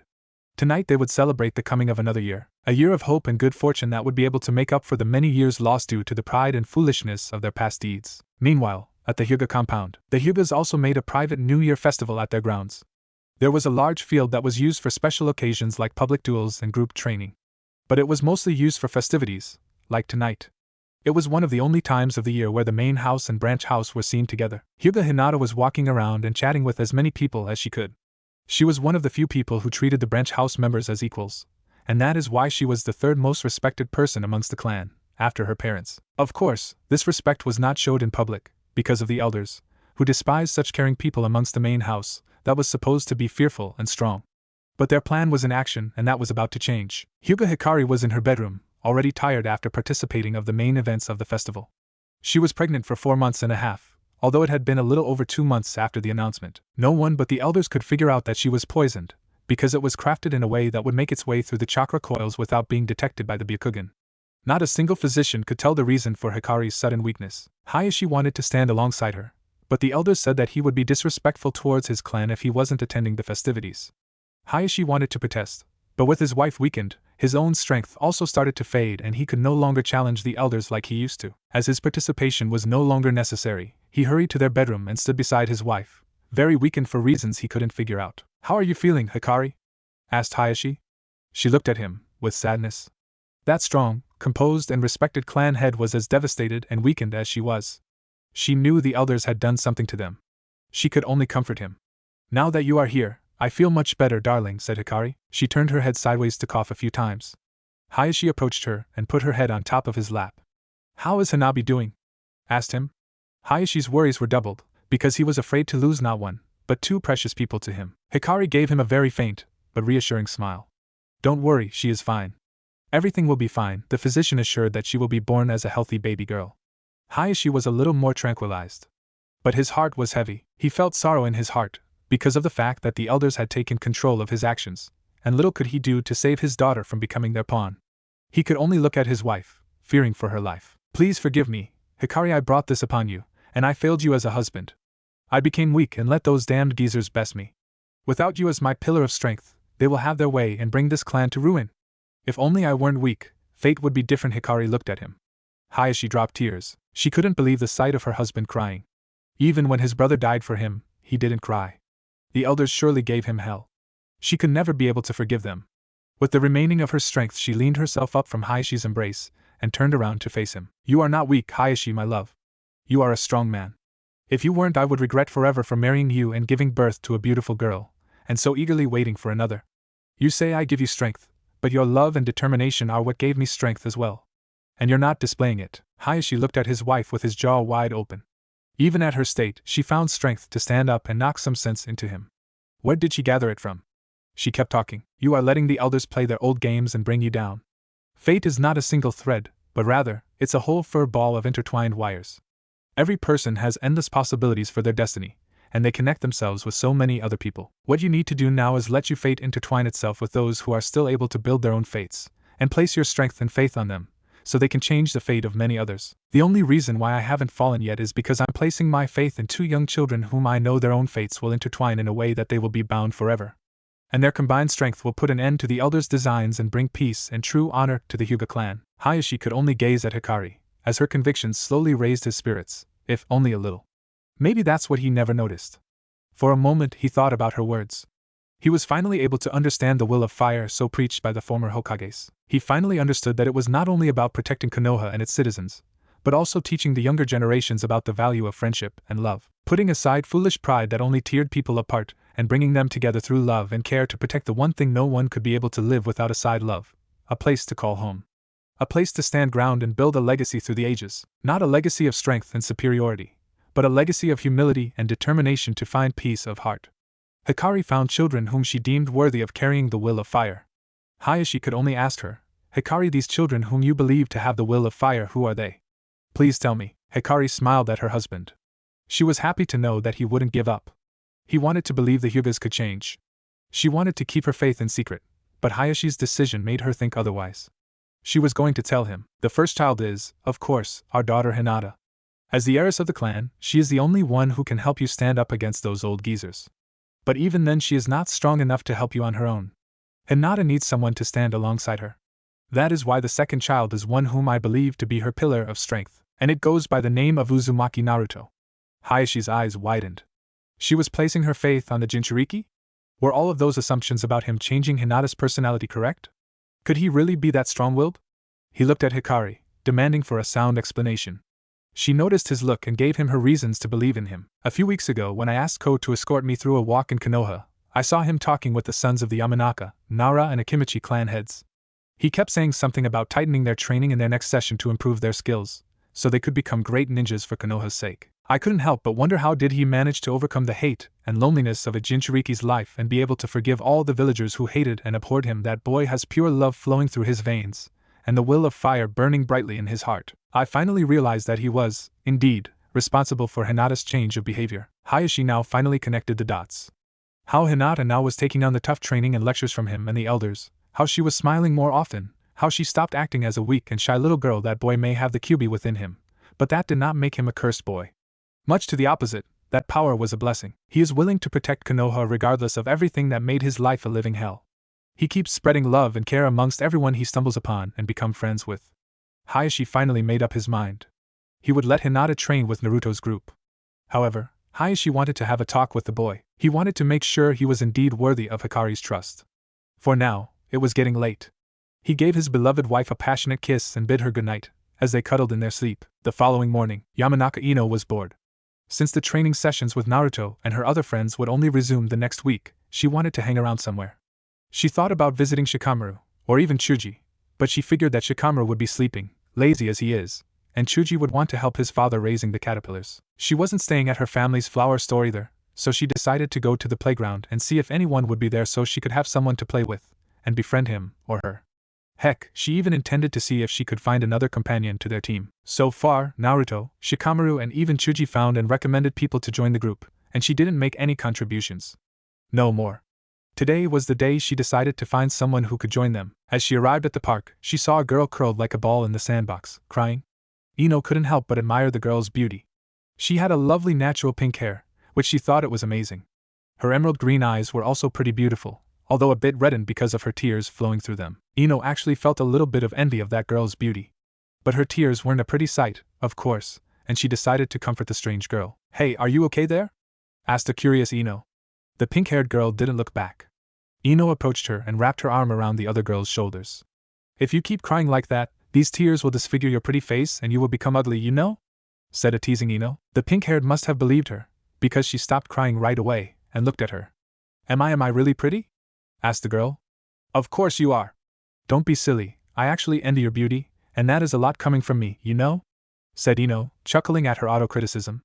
The pink-haired girl couldn't help but giggle a bit. "But I do say, behind your pretty hair you have a big forehead there, girl. It's almost a billboard of its own," said Ino, giggling a bit more.